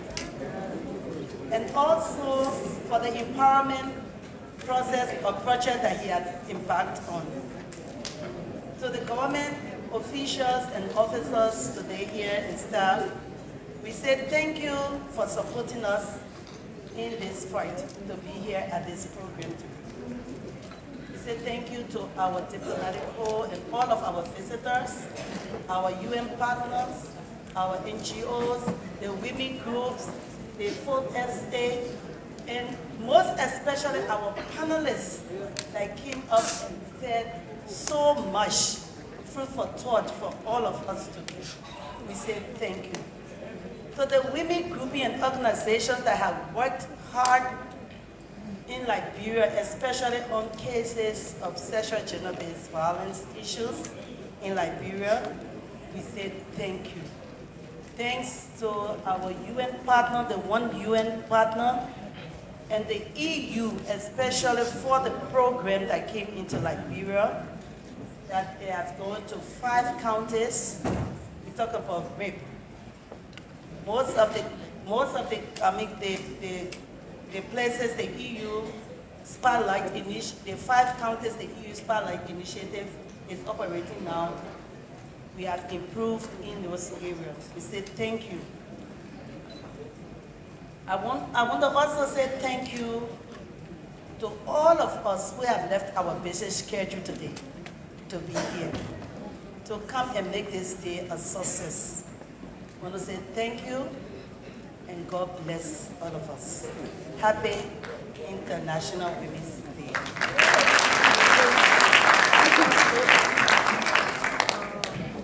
Thank you. That was the Honorable Deputy Minister for Gender at the Ministry of Gender, Children and Social Protection, Honorable Alice Johnson Howard.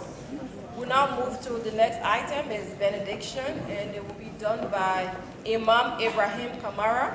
He is an imam from district number 10.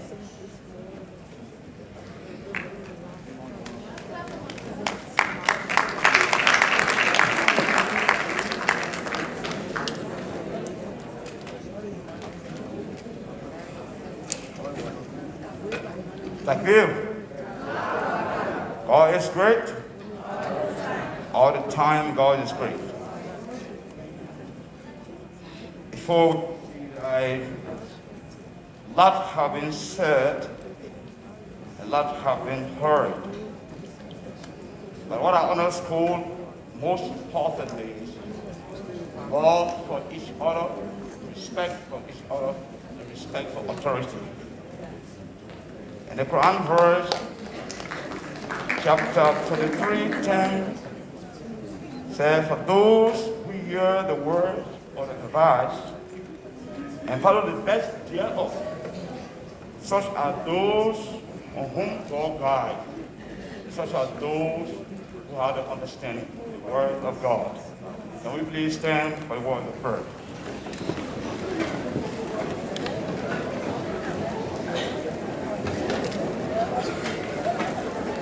Blessed thou be, the most merciful, the most gracious, in whose hand lies the sovereignties of heaven and earth. O God, we know these were not created in vain, but rather to praise and glorify your name. We are come to your presence. We seek your forgiveness and your blessings. Grant unto us, O Lord, the bounty of this world and the next world. Forgive all our sins and remit from us our evil and guide us on the right path. We place the women of Liberia in your hand. Protect them from evil men. Protect our girls from evil men. Protect our mother from evil men. Protect our children from evil men. Protect them on our undertaking. Let them succeed on our undertaking. We place the government of Liberia in your hand, the president, the able lieutenant, and all those who are working in the government. God succeed them, strengthen their desires.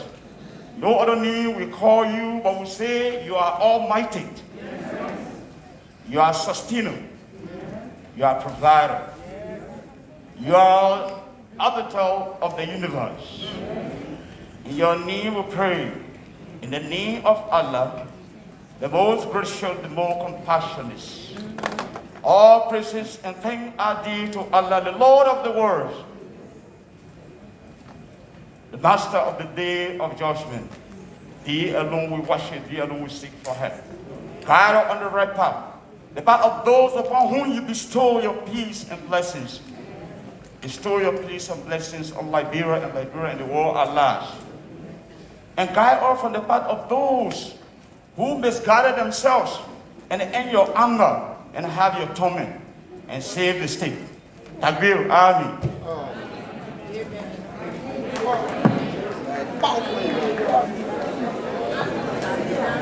We shall all remain standing for the playing of the national anthem.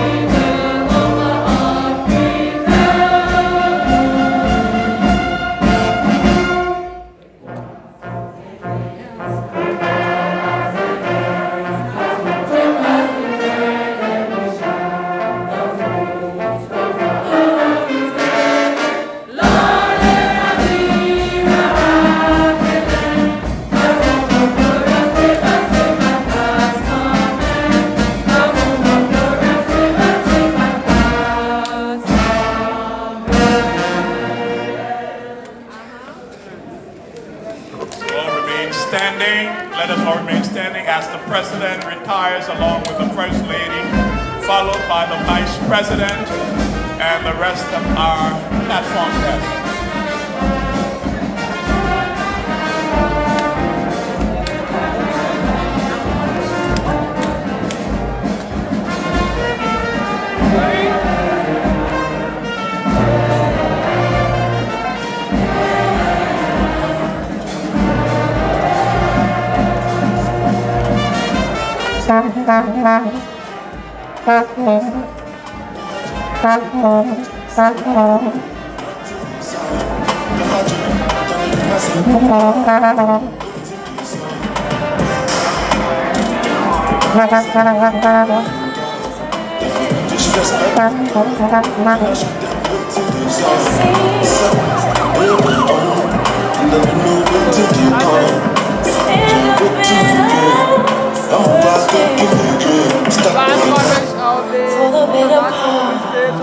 Celebration, Front Page Africa, bringing you almost 4 hours coverage, live coverage of this event. My name is Gerald.